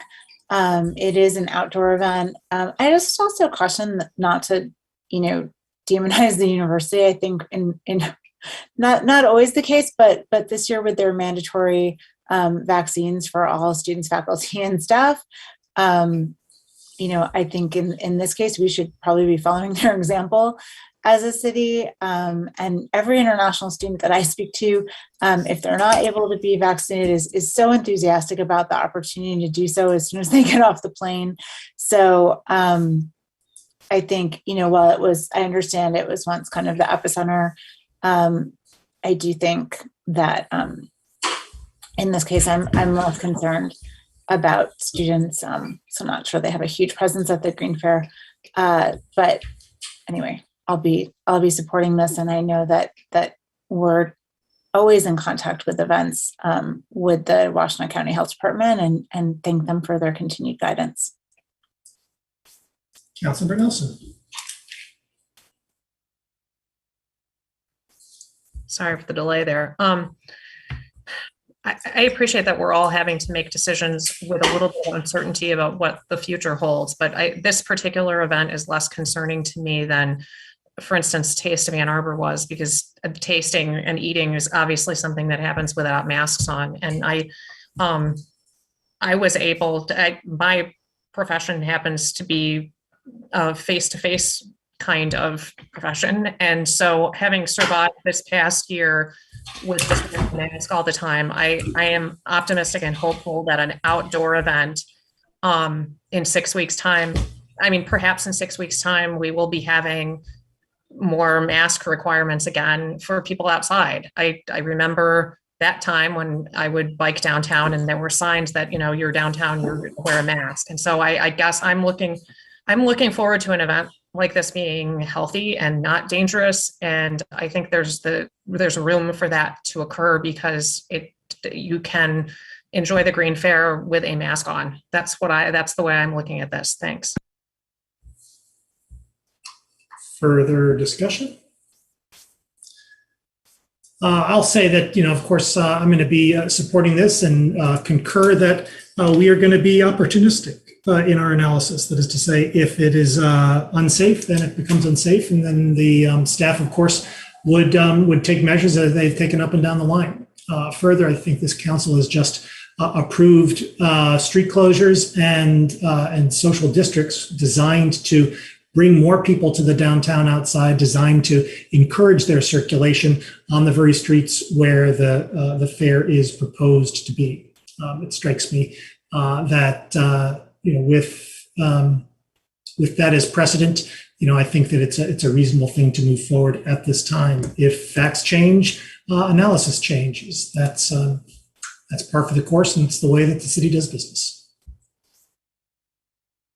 For the discussion, roll call vote, please, starting with Councilmember Song on the main motion. Yes.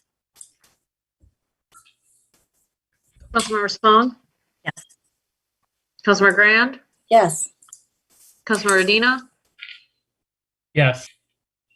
Mayor Taylor? Yes. Councilmember Iyer? Yes. Councilmember Nelson? Yes. Councilmember Briggs, absent. Councilmember Ramlawi? No. Councilmember Hayner? Yes. Councilmember Dish? Yes. Councilmember Griswold? Yes. Motion carries. CA4, resolution to approve street closures for the A2 Oktoberfest from 6 a.m. to on Friday, October 8, 2021 through 11 p.m. on Sunday, October 10, 2021. May I have a motion, please? Moved by Councilmember Reno, seconded by Councilmember Dish. Discussion, please, is CA4. Councilmember Ramlawi. Yeah, this is another resolution that's asking for street closures. that I cannot support at this time based on the numbers and concerns I had with CA3. Now, I know there was some comments made to CA17 and CA18. CA17 actually, I feel, is something, if we did it in response to COVID, the unsafe conditions of indoors. So expanding into the street and giving people more distance to walk and eat wasn't a response to unsafe conditions inside of restaurants. And this is, that was to help alleviate the pain and suffering of the brick and mortar establishments that make up our community to help make it vibrant. These are other issues that I feel are more elective of sorts. And here we have an assemblance for 2 or 3 days in conditions I feel that, unfortunately, for someone in my position, I don't feel comfortable supporting right now. So I'm sorry, but I'm sure it'll get support of this council as the other ones did. But from my seat, I can't support it. Thank you. Further discussion? Roll call vote, please, starting with Councilmember Song on the main motion. Councilmember Song, Yes. Councilmember Grand, Yes. Councilmember Dina, Yes. Mayor Taylor, Yes. Councilmember Iyer, Yes. Councilmember Nelson, Yes. Councilmember Briggs, absent, Councilmember Ramlawi, No. Councilmember Hayner, Yes. Councilmember Dish, Yes. Councilmember Griswold, Yes. motion carries. We now come to a set of public hearings. Public hearings are opportunities for members of the public to speak to council and the community about a specific. Councilmember Hayner, did I miss something? I mean, Thank I you. don't What want did I to slow miss? us up, but I asked CA18 to be removed for conversation. You did indeed. My apologies. Thank you. CA 18, resolution to approve the creation of a social district in the Main Street area, moved by Councilmember Hayner, seconded by Councilmember Dish. Discussion, please, of CA 18. Councilmember Hayner, my apologies. No, that's fine. Thanks. Again, I certainly understand what Councilman Ramali was saying about these various events, and this has all those concerns tied with it and some other ones. And so the reason I pulled this off here is to address this. Again, I have no doubt that it will pass because it seems to be the vibe here is to close our streets, open them up to pedestrians and so on.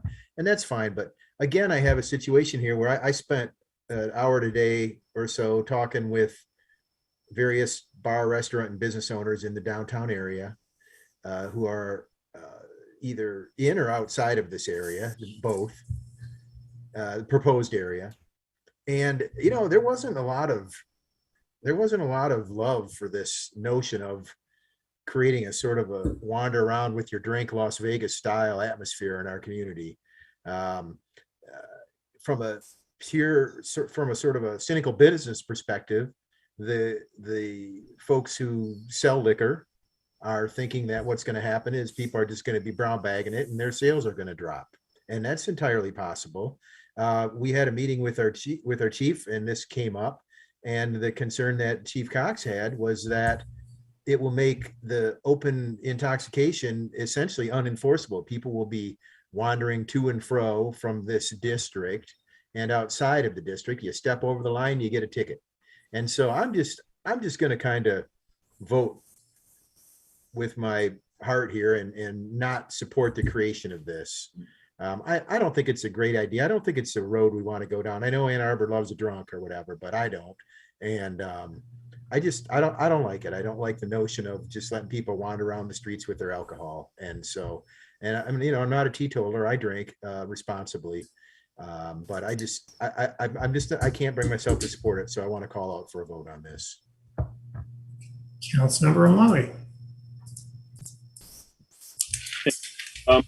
I share many of the concerns that Councilmember. I just wanted to clarify that this resolution, although much of it mirrors the footprint of the recent approved closures on Main Street, do not require the streets to close. They won't be barricaded. The streets will be open. It does not mimic those street closures. Folks will be on the sidewalks in cases, using designated cups that are used for this purpose. I do believe that it's got potential to be problematic. I think it needs to be on a short leash. I have reservations. I will be supporting it tonight, but I'll be with a close eye as to what happens and what kind of calls for service police and fire get as a result of this. This will end at 11 o'clock Thursday, I think Thursday through Saturday from 4 to 11. We kept the times consistent every day, and hopefully end that portion of on-street drinking before it gets too late. But I hope that the merchants and businesses that are participating in this show strong leadership, because it is going to be mostly managed by those folks. There's not going to be strong oversight from city staff as it regulates this district. Councilmember Song.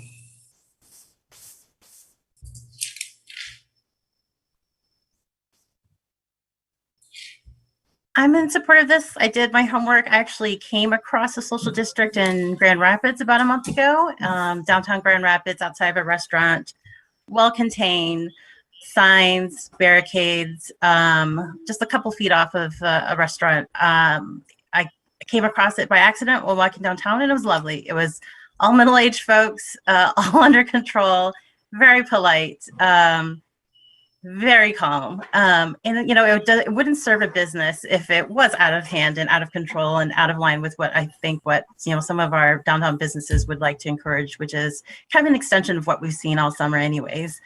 From what I understand and what I've heard from Sandra and the Main Street Area Association, you know, the cups would have logos, you know, this is a test area. You won't be having open containers moving across like all over the city. This is in 23 cities across the state. We're actually behind. This was passed and approved by the governor last June of last year. Lapeer, Owasso, Petoskey, Grand Rapids, smaller cities, larger cities have already gone down this path and tested this. And it's, from what I understand, from what Sandra has shared and from when I've spoken to other folks in other cities, is that it's well managed, not putting folks at a risk, and hasn't actually incurred additional needs from police or fire. But Sandra, I hope maybe Sandra, this is where Sandra and John, you can give us a little bit more information on that end too.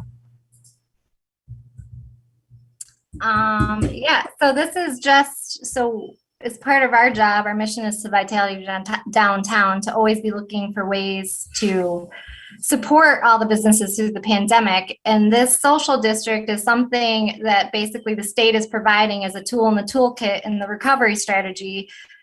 And it's in over 70 communities across the state. And we've talked a lot with Grand Rapids, which has over 10 universities and colleges, and MSU, Lansing, we've talked to them. And it would just be our loss to not at least try it, I feel like, because it has been going really well in those communities. They haven't had problems. They have not added any extra patrols. They have not added extra solid waste. It's just been functioning by the businesses on its own in a good, safe way. So it would be our loss to not try it. And we do have it in the resolution, right? Like if it's not working, it can be pulled at any point in time, you know, by the city. So. And what I would add to that, thank you, Sandra, for that. But what I would add to that is not only does the resolution allow the administrator to make amendments to the zone and to make changes to it as needed, but before the social district could be created, the management plan would have to be signed off on by the police department and the fire department. So, you know, we are concerned about public safety downtown. We want to make sure that those checks are in place. But we feel that we can reasonably provide for that type of oversight and for those types of precautions and still have a successful social district in our Main Street area. Councilmember Hayner.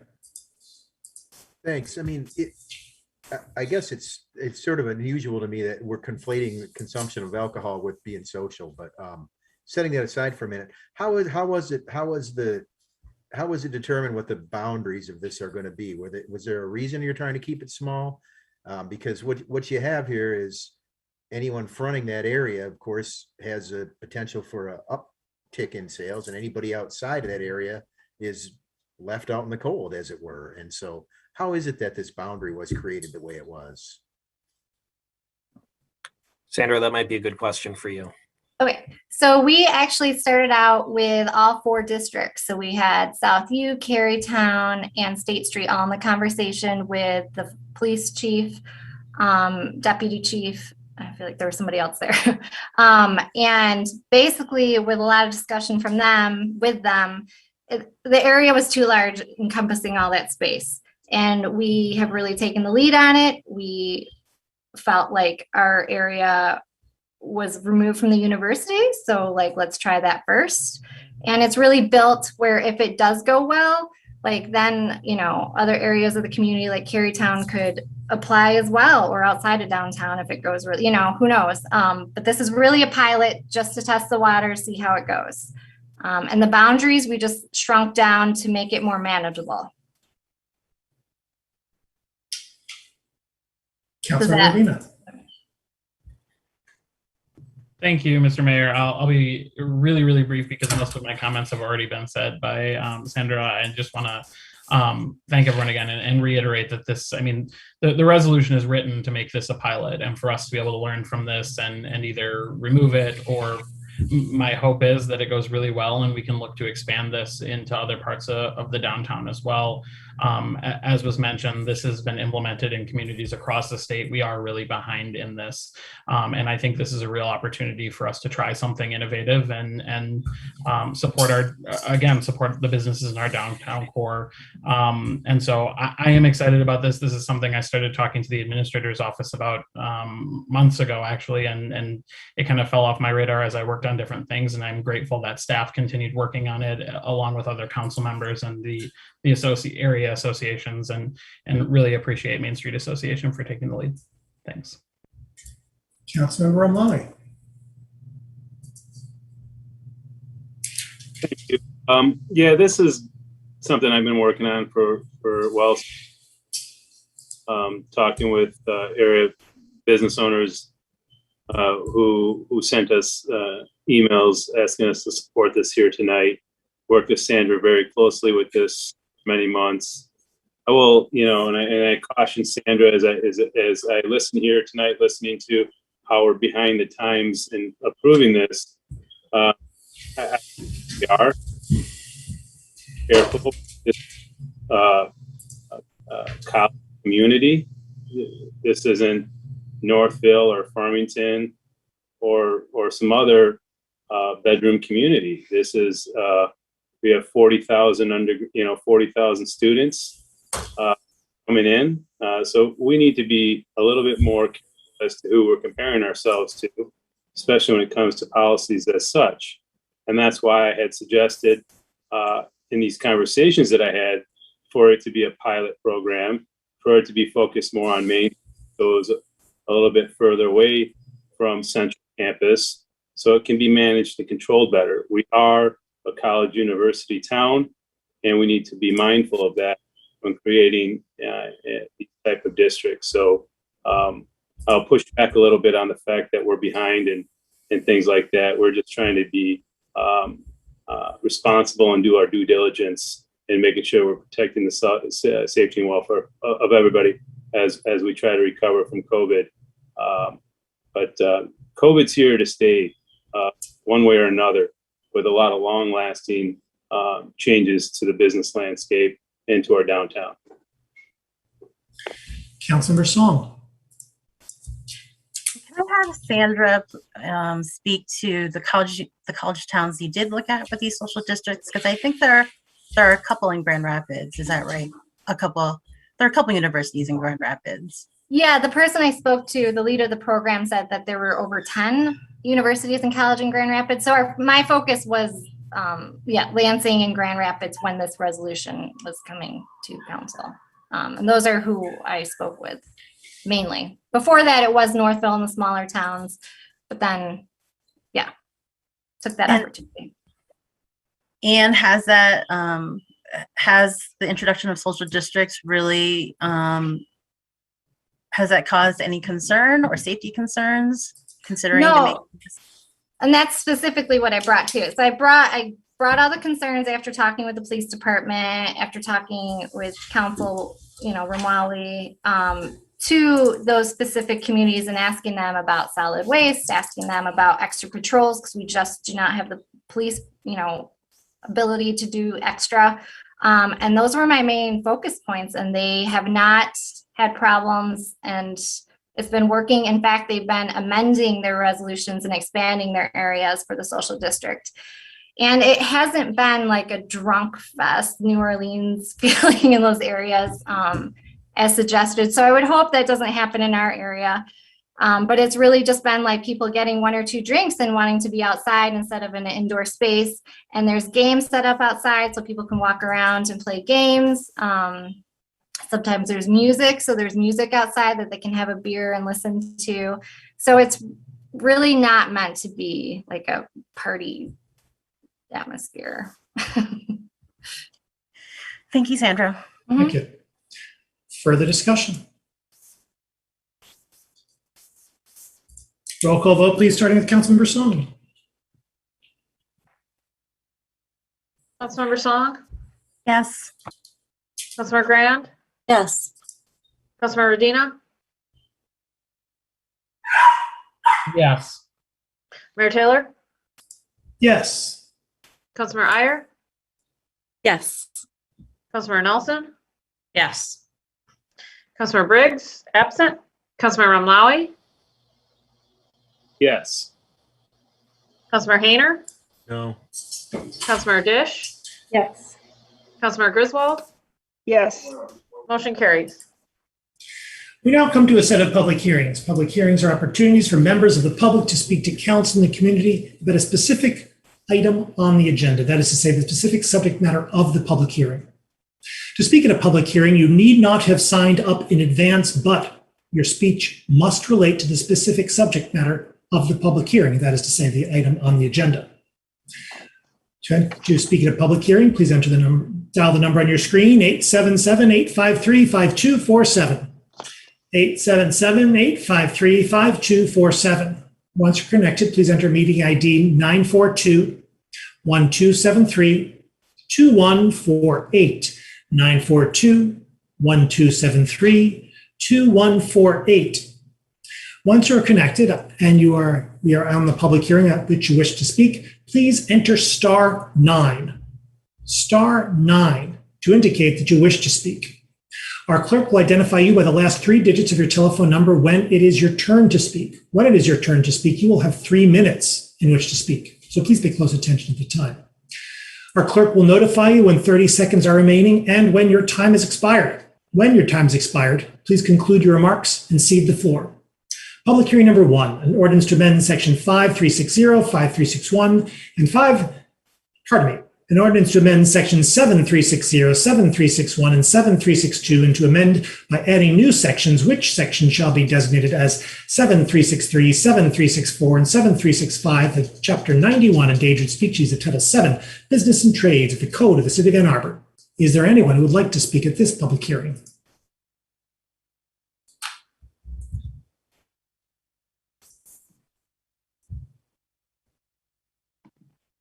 Caller with the phone number ending in 934. Caller 934, go ahead, Hello. please. Yes, thank you. Hello, my name is Jeff Zick, and I'm a resident in Ward 3.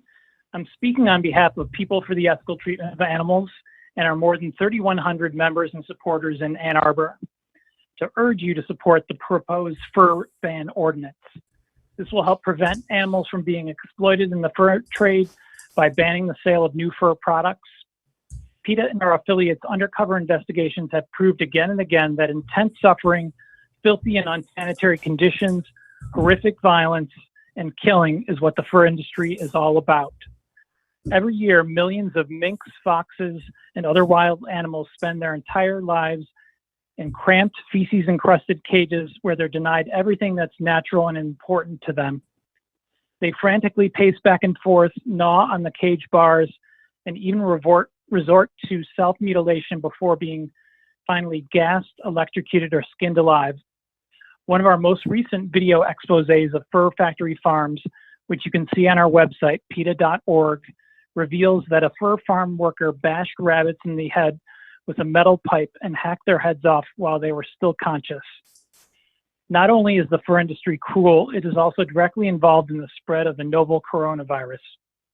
Outbreaks have been recorded on fur farms in Canada, Denmark, where a variant of the virus in minks has infected humans, France, Greece, Italy, Latvia, Lithuania, the Netherlands, Poland, Spain, Sweden, and the US, including in Michigan. As a result, millions of animals have been killed to prevent the spread of COVID. Public sentiment against the use of fur is growing around the world. That's why Canada Goose, Neiman Marcus, Macy's, Ralph Lauren, Calvin Klein, and hundreds of other major designers and retailers have banned the use of fur in their designs. The state of California has banned fur sales, and so has Israel. I first moved to Ann Arbor to study ethics at the University of Michigan some 30 years ago, and now I'm raising my 7-year-old daughter here, and I want to prove to her and the rest of the world that Ann Arbor is an exemplary, forward-thinking city. We have a golden opportunity to set a compassionate example for others by passing this ordinance banning the sale of fur. Thank you. Thank you.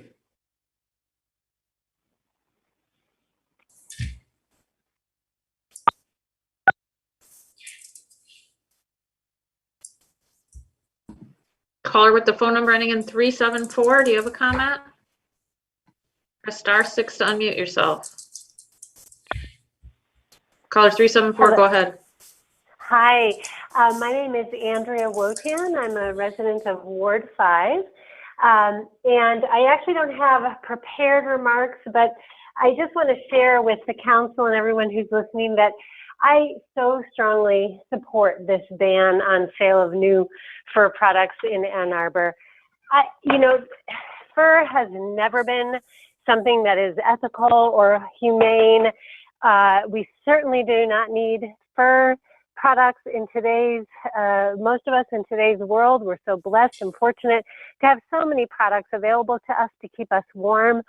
And it's such a horrifically, I think we'll all agree, it's such a horrifically brutal, cruel practice to skin animals alive, to bludgeon them to death, to anally electrocute them, to keep them in cramped little tiny cages. I mean, we humans at some point we have got to dig deep inside ourselves. I think I'm not any better than anybody else because I think most people will agree, and find our humanity.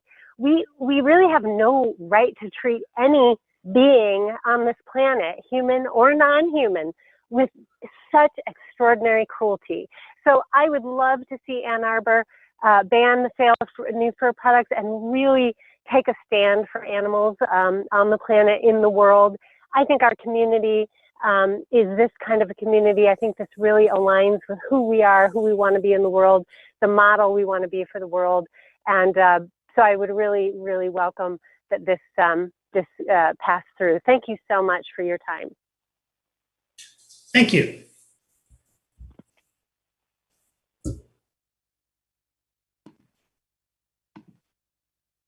Caller with the phone number ending in 950. Caller 950, go ahead. Thank you. Good evening, council members and mayor. My name is Bea Friedlander, the president of the board of Attorneys for Animals, a Michigan-based nonprofit with attorney, law student, and advocate members from around the state, including Washtenaw County and Ann Arbor. I've had the opportunity to speak to several of our members who are Ann Arbor residents and who support this proposed ordinance. AFA's board also has voted to support it. The proposal before you this evening has been revised from the original draft, and we believe the revisions make it stronger. We appreciate the effort to work with various stakeholders to improve this bill. It's appropriate to expand Chapter 91, which currently regulates use of endangered species in businesses and trades, to all animals raised and slaughtered for their fur. This ordinance would continue to protect endangered species while recognizing that any animal who is raised for their fur suffer, and the other negative consequences of this industry are present regardless of the animal being used. The ordinance is a proper exercise of the city's authority to promote awareness of animal welfare and foster a more humane environment in the city.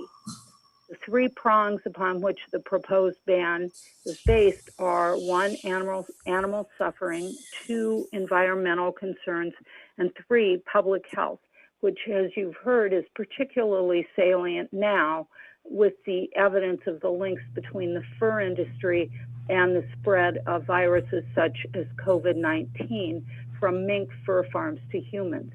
Similar sales bans have been enacted in cities around the country, from San Francisco to Wellesley, Massachusetts, and others. Ann Arbor would join this group as the first Midwestern city. In March of this year, a federal judge rejected a challenge to the San Francisco ban by a fur trade group that claimed it violated the U.S. Constitution's Commerce Clause. Note that that San Francisco ban was passed in 2019 before COVID. It's not just local governments that have recognized the need for fur sales bans.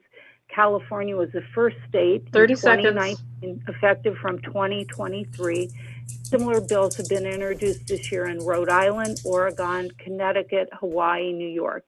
Israel became the first country to ban fur sales just this June. There are many good reasons to pass this ban. Now is a particularly good time. Thank you. Thank you.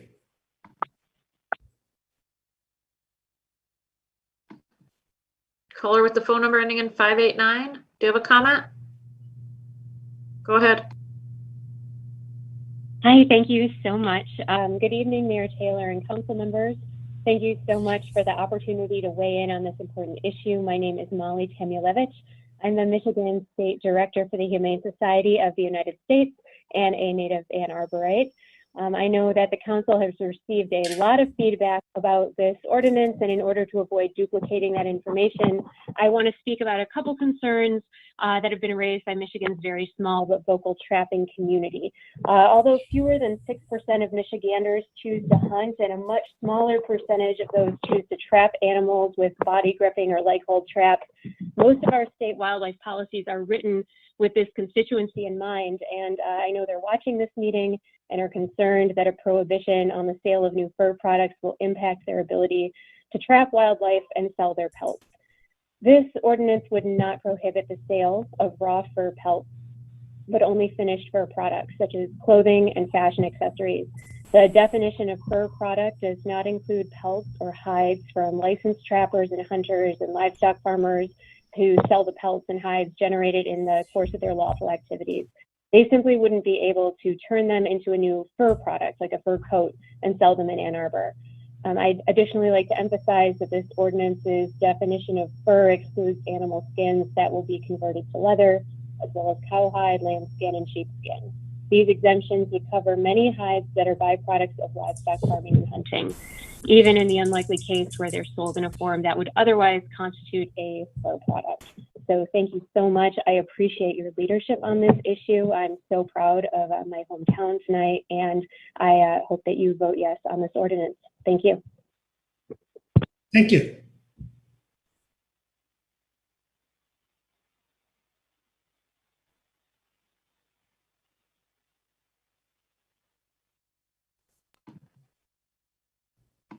Caller with the phone number ending in 518. Do you have a comment? 518. Go ahead. Hi, this is Tanya Hugendorf, CEO of the Humane Society of Huron Valley. I want to thank you for this proposal to ban the sale of fur. Special thanks to council members Briggs and Hayner. This ordinance, we think, sends a really important message and serves as a model of compassion for other communities, and I believe Ann Arbor is the right place for it. HSHB comes to the aid of over 1,000 injured and sick wild animals each year, but we only do so because of compassionate community members who call us to help them, people who don't want to see animals suffer needlessly. We know that fur is no longer a necessity, but a fashion accessory. And like many cruel industries, its time has passed. As we just heard, on fur farms, hundreds of millions of wild animals live miserably and die painfully. As with factory farming, we know about the environmental concerns and the zoonotic disease threat. Over the last year, we saw millions of animals culled due to outbreaks of the coronavirus. A compassionate public was outraged about that killing, unaware that the poor animals were already living tortured lives destined for death. Science tells us that animals are our genetic cousins. We share the same central nervous system, and like us, they feel pain, fear, joy, grief, and love for their young.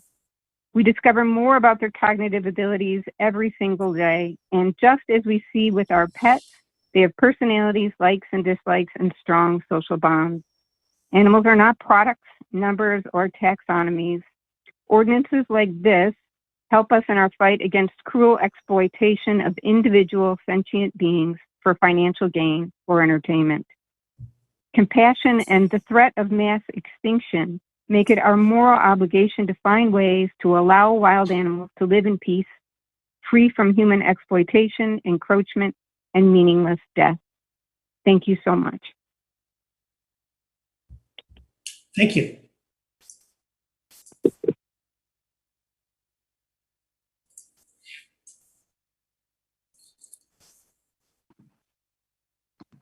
Caller with the phone number ending in 598, do you have a comment?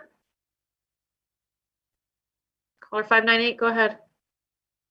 Yes, hello, and thank you. Christina Scaringe for Animal Defenders International and our Ann Arbor supporters, speaking in support of the proposed ordinance to prohibit the sale, trade, and distribution of fur products in your city.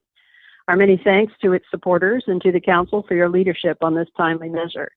We provided you extensive data via email, including several ADI investigations revealing nightmarish fur industry standard practices, where animals' miserable lives in cramped, filthy cages meet brutal, abrupt ends.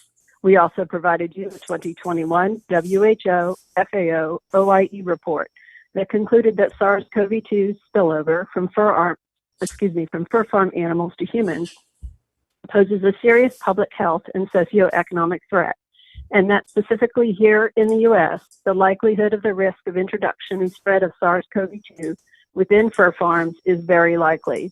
The likelihood of SARS-CoV-2 spillover from mink fur farming to humans is very likely. And the likelihood of SARS-CoV-2 transmission from fur farming systems to susceptible wildlife populations is likely. They also found a high occupational health risk at fur farms. Studies also show the fur industry presents high climate and environmental costs with significant emissions and land use requirements and pollutants emanating from animal waste, feed systems, incineration, and tanning processes. One study we provided you concluded that compared with textiles, fur has a higher impact on 17 of 18 environmental themes, including climate change, eutrophication, and toxic emissions. In many cases, fur scores markedly worse than common textiles. The climate change impact of 1 kilogram of mink fur is 5 times higher than that of the highest scoring textile. There are not many raw materials that score this high per kilogram on climate change. It equals a car drive of over 1,250 kilometers. As far as land occupation and on environmental impacts affecting local air quality, fur scores far higher than the other textiles. This study concluded that even in a conservative approach, the environmental impacts of 1 kilogram of fur are a factor 2 to 28 times higher than those of common textiles. They found a very clear and consistent results with indicator categories all pointing in the same direction. The fashion world can and is already moving on. It's time to end this horrific practice. Help Ann Arbor join other leaders toward cruelty-free fashion innovation that recognizes and responds to the planetary crises of our time. Thank you for your time. Thank you.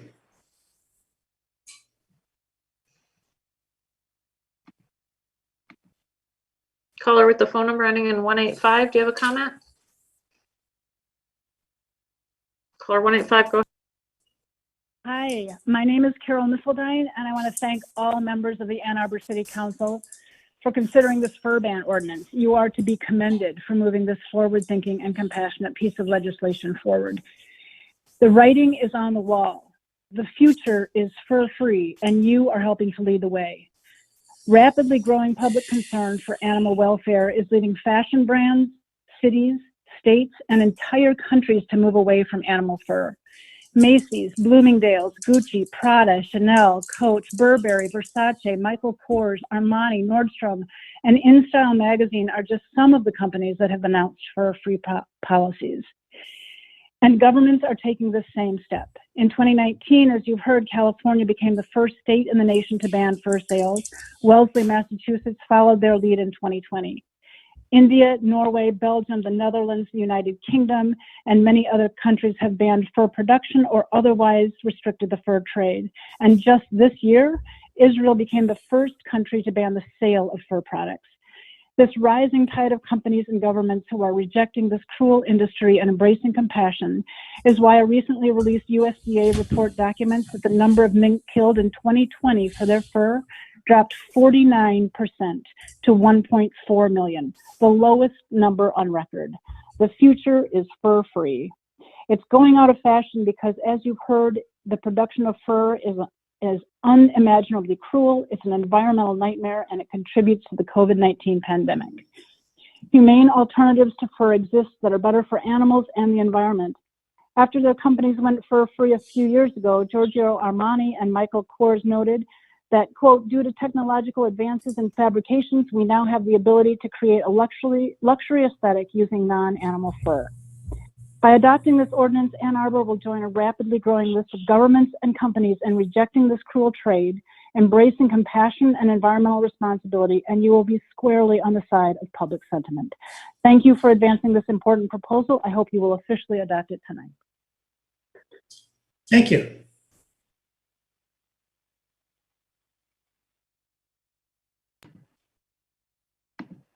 Caller with the phone number ending in 534, do you have a comment? Caller 534, go ahead. Thank you. Good evening. This is Tom Stolberg calling from Lower Town in Ann Arbor. I'm going to keep it brief. The previous callers have done quite an excellent job giving you data and wisdom. I'd like to share one piece of wisdom that I learned from PETA. This could be 10, 20 years ago that I first read this.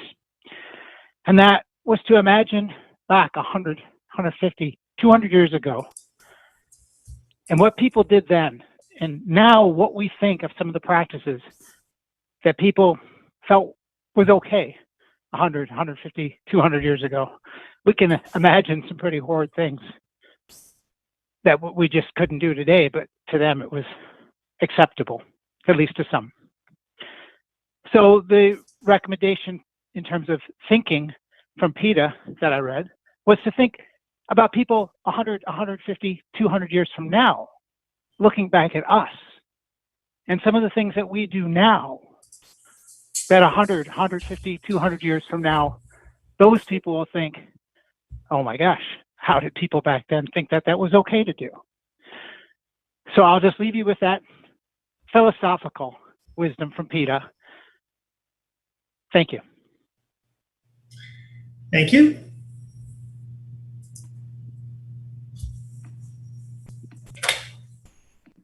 Caller with the phone number ending in 345, do you have a comment? Caller 345, go ahead. Hi, can you hear me? Yes, we can. Okay, this is Kitty Khan calling, and I agree with all the previous callers that the sale of furs should be banned. And so I don't have to repeat everything that everybody else already said, but I also noticed on the agenda that there was another ordinance that was pulled regarding animals, and I'm just curious what that was about and why it was pulled. And I'm also curious why the Council of the Commons resolution was pulled. I know you're not going to answer me, but Your speech needs to relate to the subject matter. I know it. I know it. Goodbye. Thank you. Mayor, I don't see any other callers on the line for this hearing. Is there anyone else who would like to speak at this public hearing?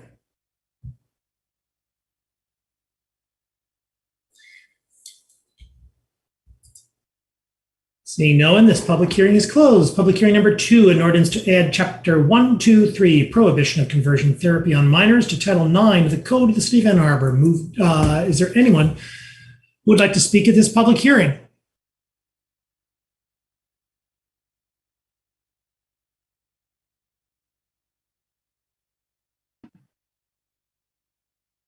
Mayor, I don't see any callers with their hands up for this hearing.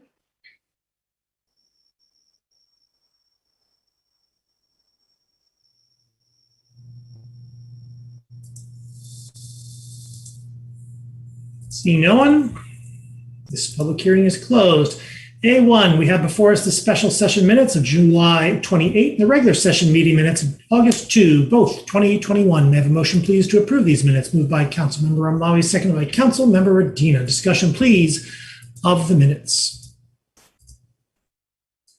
All in favor? Opposed? Minutes are approved. B1, an ordinance to amend sections 5360, an ordinance to amend sections 7360, 7361, and 7362, and to amend by adding new sections, which section shall be designated as 7363, 7364, and 7365 of Title 91, Endangered Species, of Title 8, Business and Trades of the Code of the City of Ann Arbor, moved by Councilmember Hayner, seconded by Councilmember Dish. Discussion, please, of B1. Councilmember Hayner. Well, thank you. I'm sorry that Councilwoman Briggs couldn't be here because she saw this and really wanted to co-sponsor it, and I appreciate her help on that. And I really just want to send my appreciation out to all the folks who called in with their facts to put it before us what's really going on here, and it really is a notion of this is the kind of thing. This is yesterday's business. It's 150 years ago. This might have been something we needed to do, that we chose to do, and those days are gone, and so I really appreciate everybody's support on this and the excellent phone calls. And I've received a few from some folks in the trapping industry, and I'm sympathetic with their considerations that it's a legitimate outdoor sport and so on. And I think that I want to thank Assistant City Attorney Mr. Reiser for putting this together and working to carve out exceptions for where exceptions belong in this. And I think this is a logical next step for our animal humanity, for our consideration of animal rights. And it's furriers need to go the way of the buggy whip makers, you might say. And so and they will, and they are, and the world will be better for it. So I encourage folks to support this. I think it's one of those things. Sometimes people hang stuff on council and they say, you guys do a lot of virtue signaling, but not everything that's virtuous is hollow, and this certainly isn't, and many other things we do aren't either. And so this is really going to have the potential to have an impact, and hopefully others will follow our lead, and the state will, and we'll put this kind of the exploitation of animals behind us. Thank you. Councilmember Radina. Thank you, Mr. Mayor. Briefly, I just want to echo thanks that Councilmember Hayner has just laid out to staff and the community members who have advocated for this, particularly the Humane Society, both locally, and the Humane Society of the United States, who have been really engaged. Molly, in particular, with the Humane Society, has been in regular contact with me, at least, and working with me throughout on this. And after getting involved, I asked last week to be added as a co-sponsor. I think that carried through in one spot, but not another. And so I just wanted to ask the clerk again if you could add me as a co-sponsor on this. Thank you.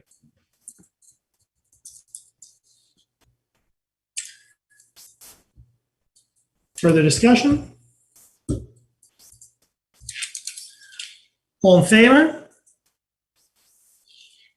Opposed? It is approved.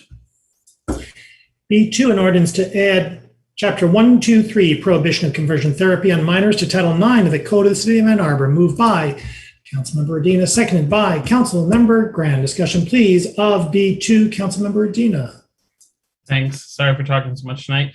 I spoke last week about the importance of passing this ordinance to ban this discredited and harmful practice, that so-called conversion therapy. I feeling confident that my colleagues here in Ann Arbor are going to do the right thing tonight. I just wanted to take another opportunity to call on Republican leaders in Lansing to find the compassion and conscience necessary to stop standing in the way of outlawing this practice statewide.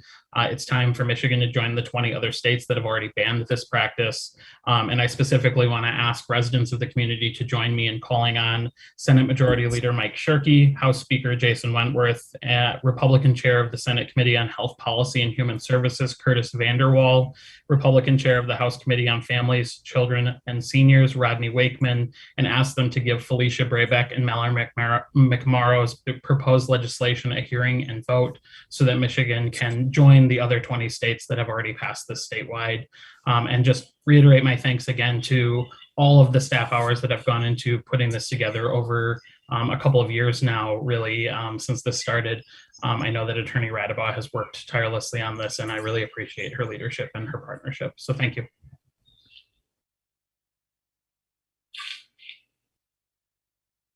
Further discussion, Councilmember Hayner. Real quick, thanks, Councilman Radina, for using that opportunity to call out.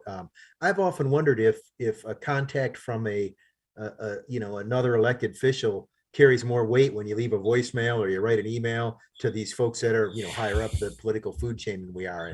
And I'm never sure if it makes a difference, but I'd like to think that it does. And so I appreciate you saying that. And that goes for almost anything that we do that seems like a leadership type of thing. So thanks for that. And obviously I'm going to support this. And it's unusual. Like we get a lot of us, because we're involved in political things, we get calls. Hey, can you call this senator or that senator and tell them this or that about this? And I always say to them, send me a copy, give me the bill number so I can read it. Give me the bill number, give me the act number so I can read it. And then I can really be informed about that. So thanks for pointing that out and encouraging us to reach up and reach, literally up and say, this is what's going on in Ann Arbor and this is what we should be going on in Lansing. Thanks for that. Further discussion? Councilmember Song. Just really quickly, thank you, Councilmember Radina. I think this is a good opportunity to remember how Ann Arbor really functions as a safe haven for a lot of folks in the community. And when we make the statement of values and try to confer some sense of safety and love and care, knowing that we're a community that supports our LGBTQ community members, I think this is great. I've talked to families who weren't aware that this was an issue and are glad that you've made this an issue for Ann Arbor as a statement of purpose and hopefully a challenge to others. So thanks. Further discussion?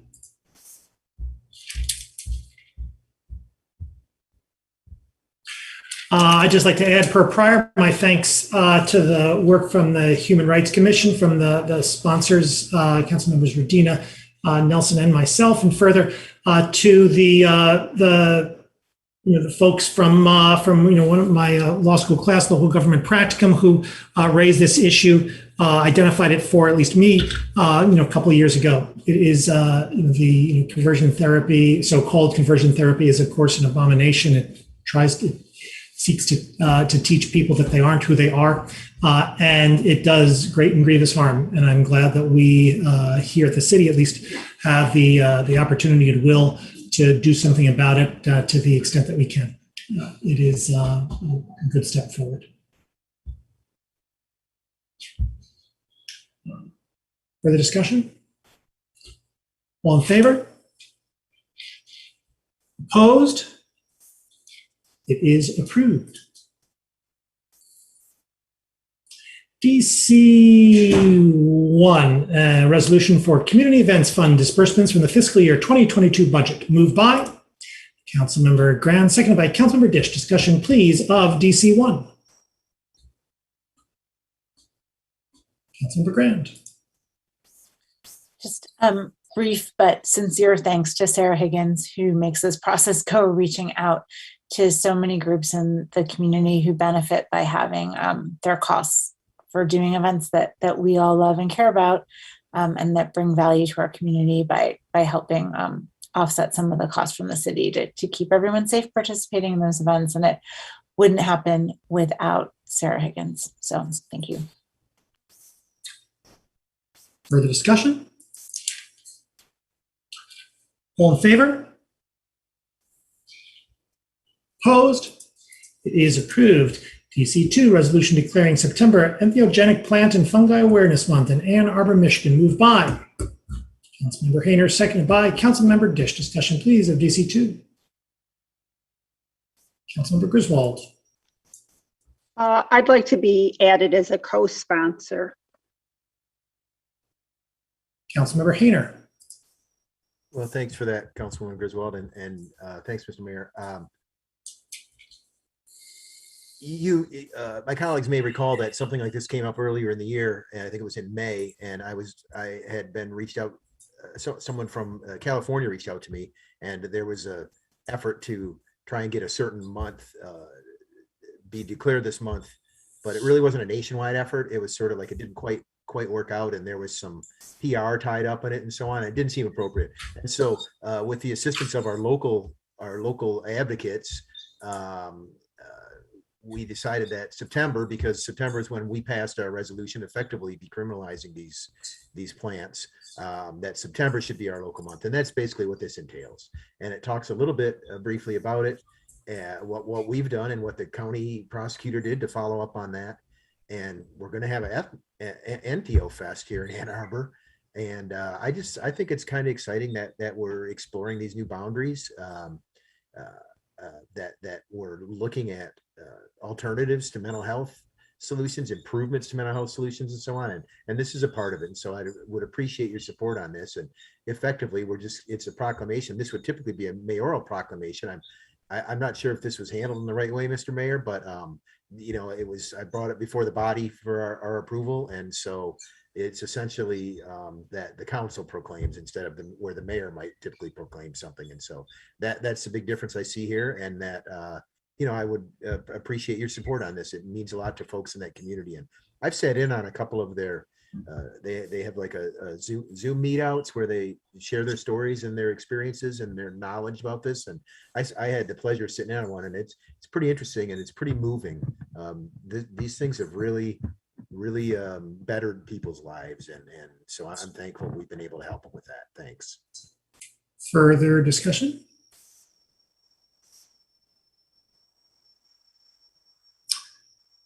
All in favor? Opposed? It is approved. DC 2, resolution that was it. DC 3, resolution to recommend approval of issuance of a downtown development liquor license to Evergreen Downtown. Moved by Councilmember Dish, second by Councilmember Song. Discussion, please, of DC 3.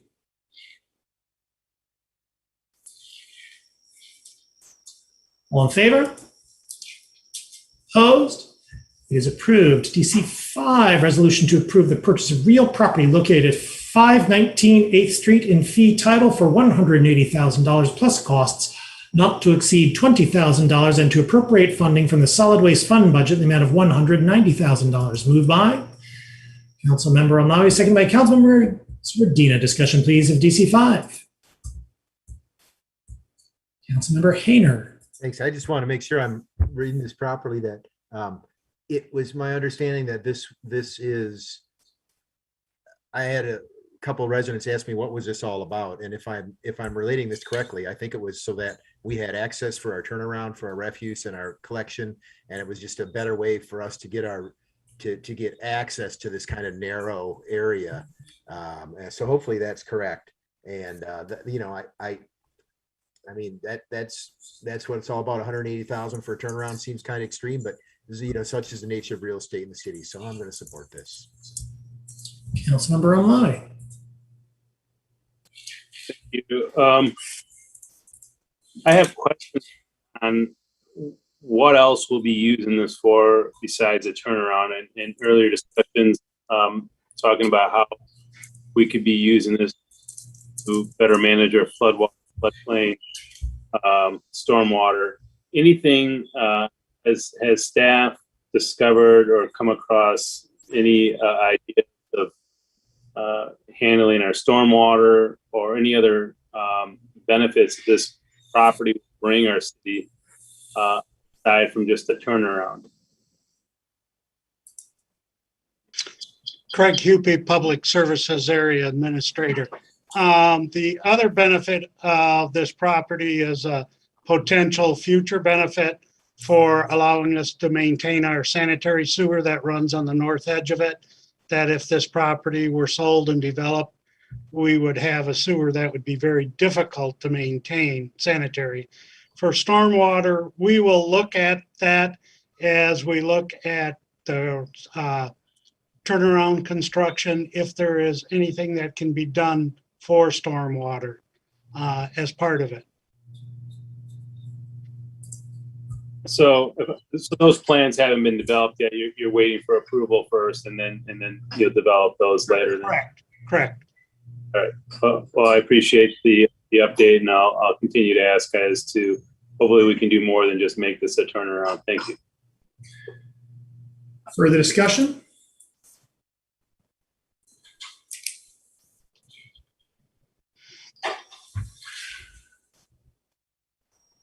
All in favor?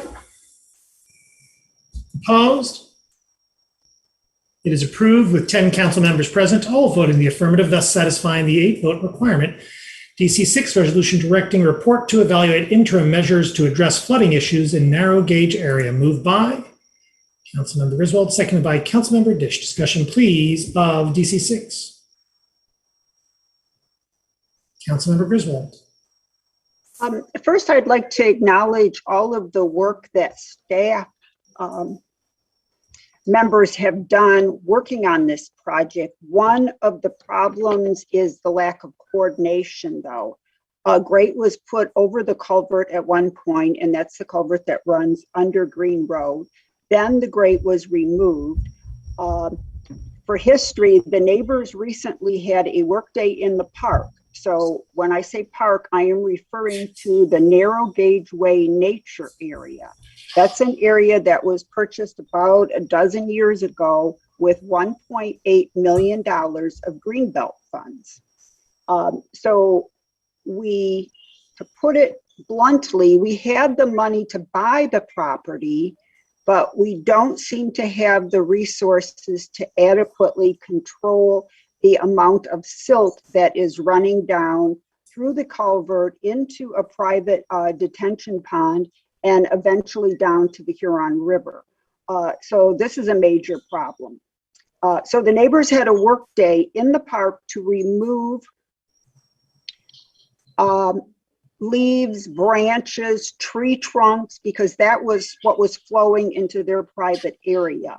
Also recently, A20 was amended unanimously by council to include the phrase to develop strategies to manage flooding. So this fits within the A20 plan, and Dr. Stoltz is aware of this and has agreed to meet with the neighbors about this project to develop a strategy. She's done something similar with neighbors on Orchard Hills Drive.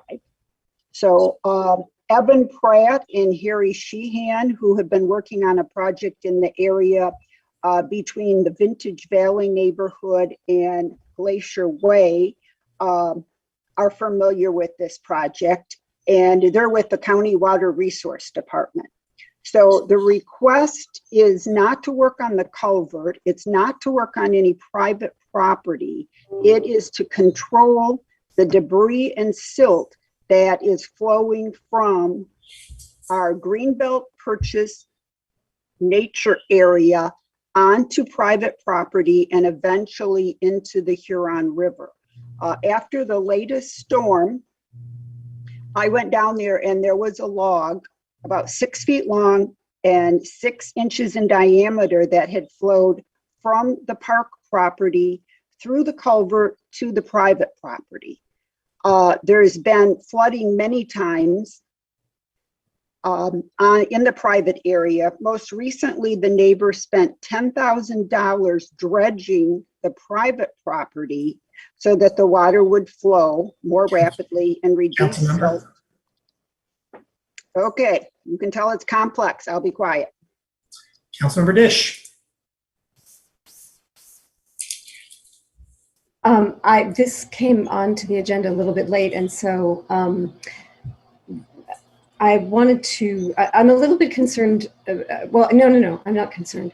I want to know how much effort it would be for the city administrator to produce, the acting city administrator to produce such a report within the month. I am aware that these studies are going on all over the city because there are private retention ponds all over the city.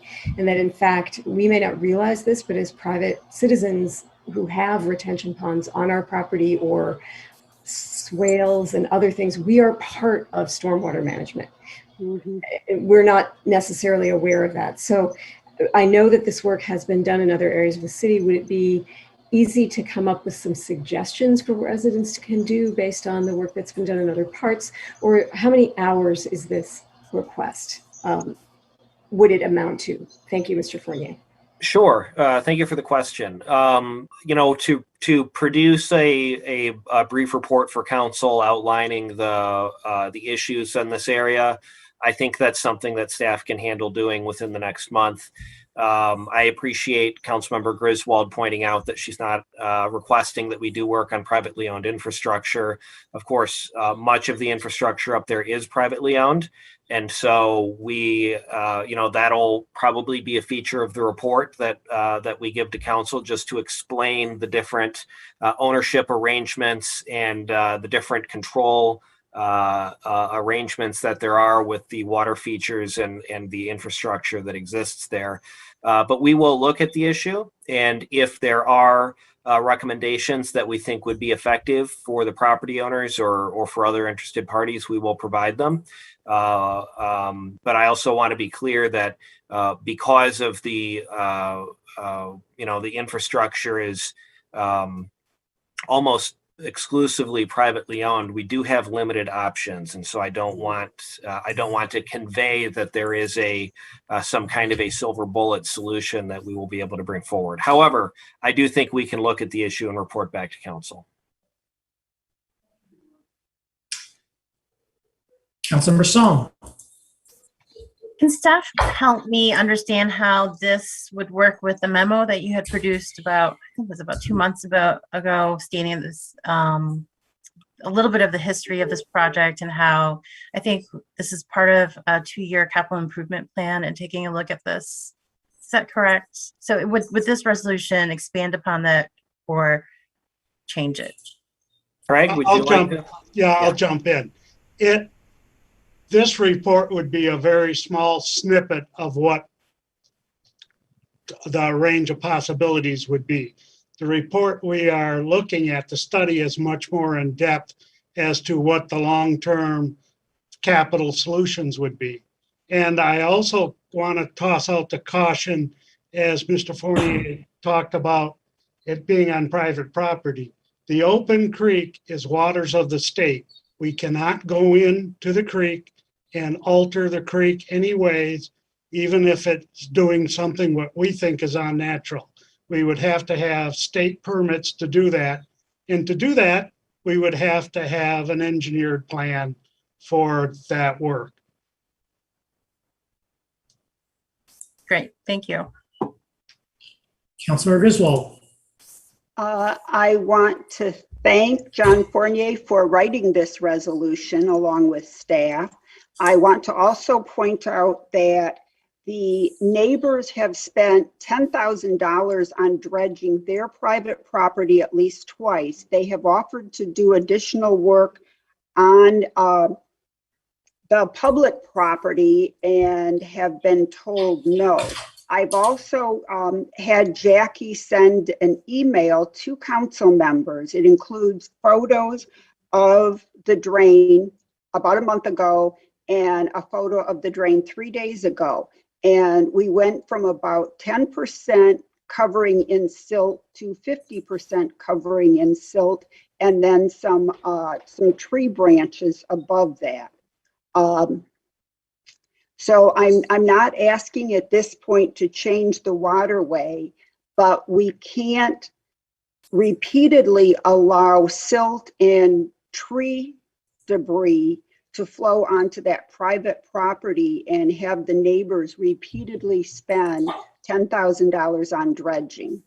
So if council members would like to look at it, and I also want to acknowledge that Jennifer Lawson is here and that she's been very helpful with suggestions on a similar flooding issue in the second ward. So thank you, Jennifer. Councilmember Radina. Thanks. I just have a question, I guess, into how this relates to. I assume that most of the flooding is taking place during, significant storm events, heavy rainfall, things like that. I guess I am wondering of staff how this relates to some of the other stormwater evaluations that you're doing. I know that right now I've had many conversations with public works staff about the flooding that took place in Pittsfield Village and East Ann Arbor area after the last storm. And I guess I wonder, I'm asking specifically, I guess, because I'm trying to think about how this might impact some of the other work. It sounds like maybe this isn't a big ask, but I also wonder to the extent that this is part of a broader evaluation, and I don't want to go down a path where suddenly we have to, should I be putting forward a resolution asking you to look at Pittsfield Village, for example? Or is this unique enough in that case? And maybe this is a question for Councilmember Griswold about how this is different than maybe some of the other stormwater events that we're responding to as a city. I would say it's unique in that this is public property and the stream is flowing through public property and then impacting the private property. And right. If I can jump in, the Pittsfield is a established county drain. This creek has no jurisdiction. It is the state of Michigan, which makes it a different critter. And if folks are going to go in and try to do work in the stream, and I mean any work in the stream, remove sediment, place logs to slow stream flow down, they need to have a Eagle permit to do that. And that is the reason for looking at this to figure out what could be done. The second piece is, because it's waters of the state, it is not technically part of our built infrastructure. And so unless a capital project is put forward, there are limitations as to what we can use stormwater rate dollars for. So it is complicated, but very different than Pittsfield Village. Thank you. Further discussion?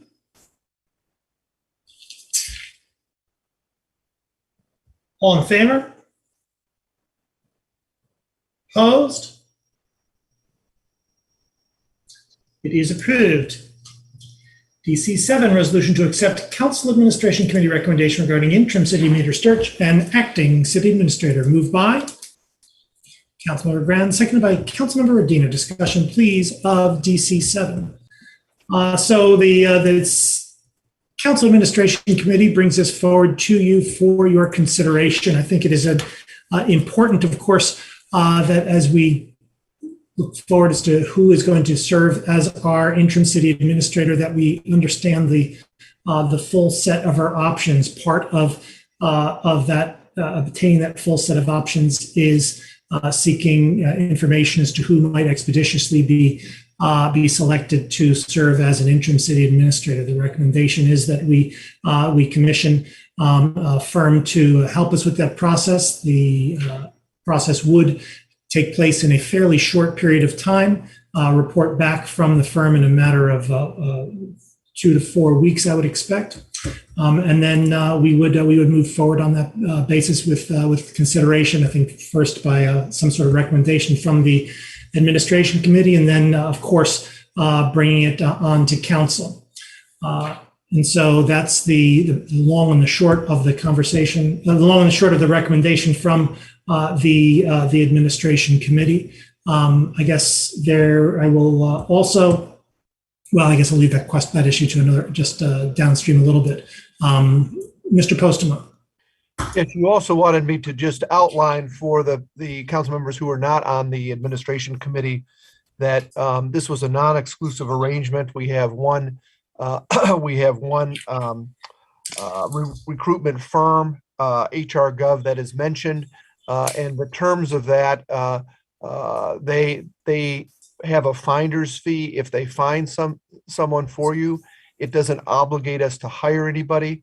It allows you to look at some candidates that they provide and then make your own determination on the terms, negotiating that either for them to be an employee of the city or through GovHR. And so the only initial fee for their searching is $1,000, with the finder's fee being $8,000 if they find a candidate not to provide to you, but that you actually are interested in employing. And so that is the limitations of the agreement with them. There also are other possibilities to bring forward, and that can be arranged.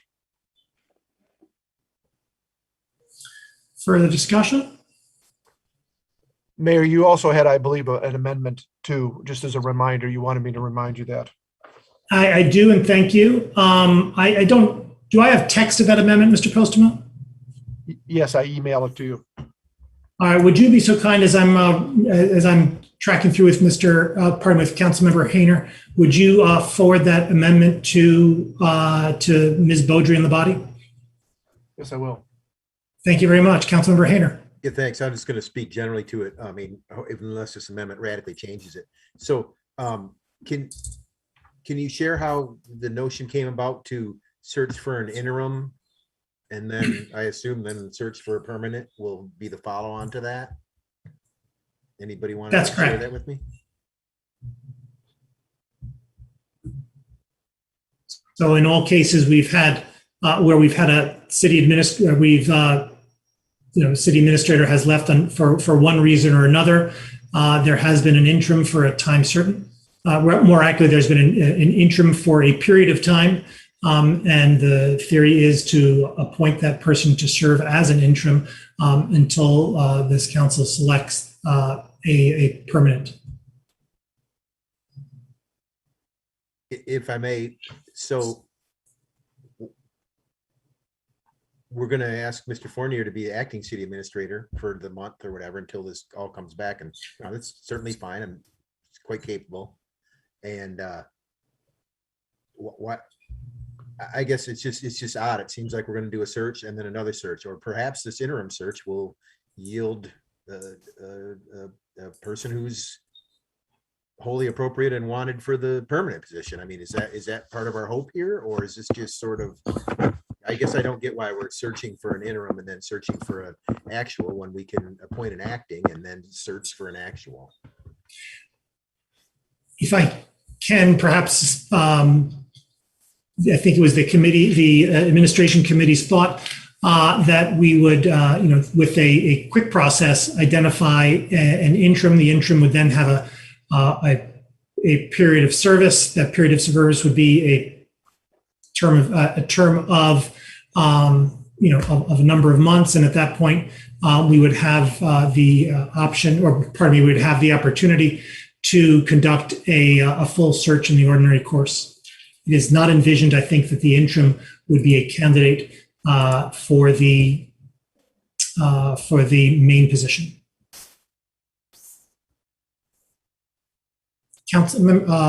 I will note that a proposed amendment has been circulated by Mr. Postma and by Ms. Beaudry. If at some point someone on the queue would be so kind as to offer it. Councilmember Griswold.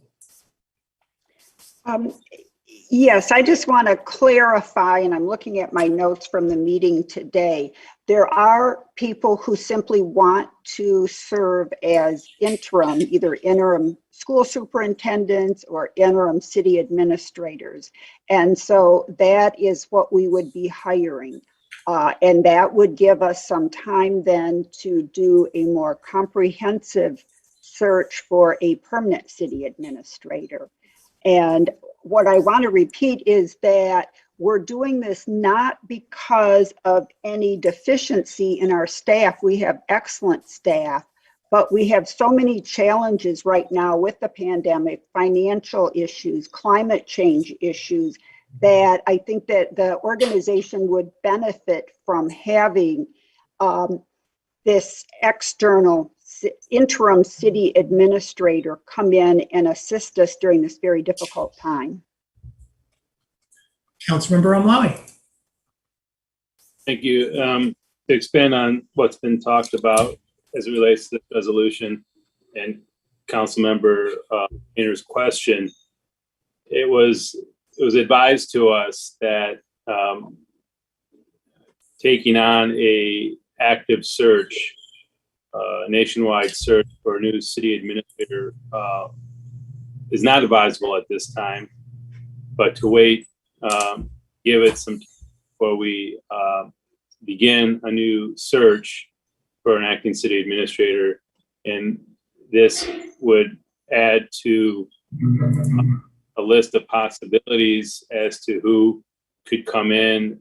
If it's not our assistant administrator to take this position on for more than a month, then it would be perhaps somebody who, as Councilmember Griswold described, does this as a profession, who can come and add to the team and bring their expertise and professionalism in this moment of transition, and give us some stability before we start an extensive permanent city administrative search. And again, that has been recommended to us to not do that right away, but to give it some time before we do that. So we don't know what this will yield, what the results will be, but this just gives us additional options to look at, and hopefully there's some benefit to that. As was stated, this is not exclusive. We can continue to search for other solutions as we look at this as well. Councilmember Ground. Thank you. Per your request, Mayor, I'd like to offer a modest amendment that was circulated that reads, effective August 16, Mr. Fournier shall be paid the current salary for the city administrator while he serves as acting administrator. Is there a second? Second by Councilmember Griswold. Is that friendly to the body? Deemed friendly to the body. Further discussion of the main motion? For my part, I would thank you very much, and I look forward to learning more about our option set. I would like to echo something that Councilmember Griswold said, is that I think we do have obviously a wide set of excellences and expertises internally, and it is important that as we move forward, that we understand the full set of our options, whether we, and then that we as a council thereafter, when we do understand our full set of options and have done that diligence, that we take that next step. Further discussion? All in favor? All opposed? It is approved. Do you have a closed session today, Mr. Postema? No, we do not, Mayor. We have before us the clerk's report of communications, petitions, and referrals. May I have a motion, please, to approve this clerk's report? Moved by Councilmember Dish, seconded by Councilmember Hayner. Griswold. It was Ramali who raised his hand that I saw. Discussion of the clerk's report. All in favor? Opposed? Clerk's report is approved. Mr. Postman, do we have communications today from our city attorney? No, in the earlier special session, I talked for 4 minutes, so I think I've probably used up my time tonight. Only that I will be a promoter of my own succession plan, and we met with Amy Sell, the consultant, earlier, and I wanted to remind you, Mayor, that they are halfway through the search, and you were going to announce, but you did earlier, that the posting is open through August 29th.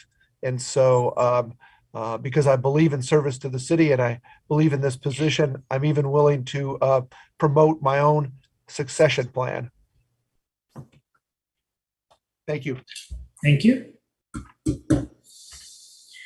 We now come to public comment general time. Public comment general time is an opportunity for members of the public to speak to council and the community about matters of municipal interest. To speak at public comment general time, one need not have signed up in advance. To speak at public comment general time, please enter the number on your screen. That is 877-853-5247. 877-853-5247. Once you're connected, please enter meeting ID 942-1273-2148.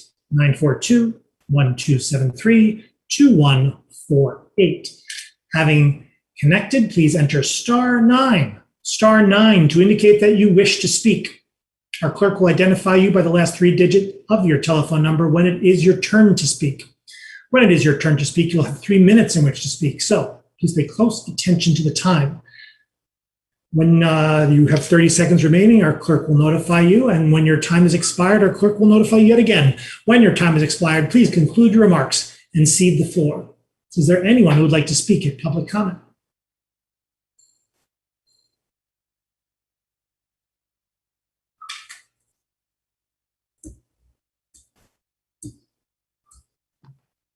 Mayor, I don't see any of the callers with their hands up.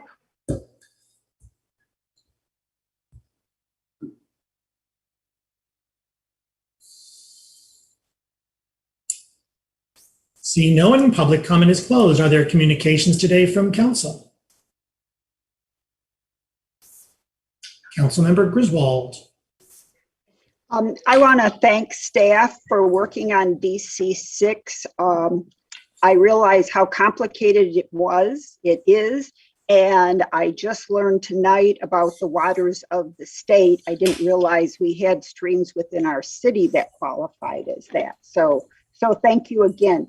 And regarding the DTE outages, I received a number of communications from constituents asking for help, and I was without power also. But I just want to respond that I did call State Representative Yusuf Rabi today, and we discussed both short-term and long-term solutions. So there will be more information coming from the state. And also I noticed that our AG issued a statement today saying that $25 was not adequate and that it needed to be, the utility companies needed to be reimbursing us for spoiled food as well as hotel fees.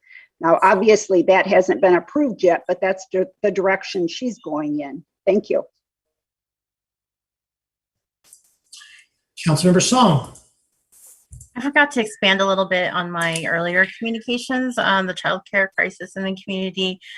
There are still ongoing discussions internally with the city and with the county, with county commissioners, and exploring how we can potentially use city buildings and county buildings as space, because I mean, we're in the business of renting our spaces in support of community efforts, and this is hopefully a good community effort to get behind. And so many thanks to Acting City Administrator John Fournier in organizing these discussions, one including a discussion that with Bright Futures, which is a program out of EMU, and it's a program that provides childcare in 25 sites across 3 school districts. And this is in response to AAPS challenging our community to meet this need. And hopefully this is the beginnings of a good ongoing conversation to figure out interim solutions and long-term solutions. Folks are coming off of unemployment next month, and this is a really ongoing concern on allowing, honestly, a lot of women who are trying to struggle and trying to figure out if they can find work or return to work with that flexibility. So Thanks to staff, and thanks for this ongoing discussion. Further communications from council?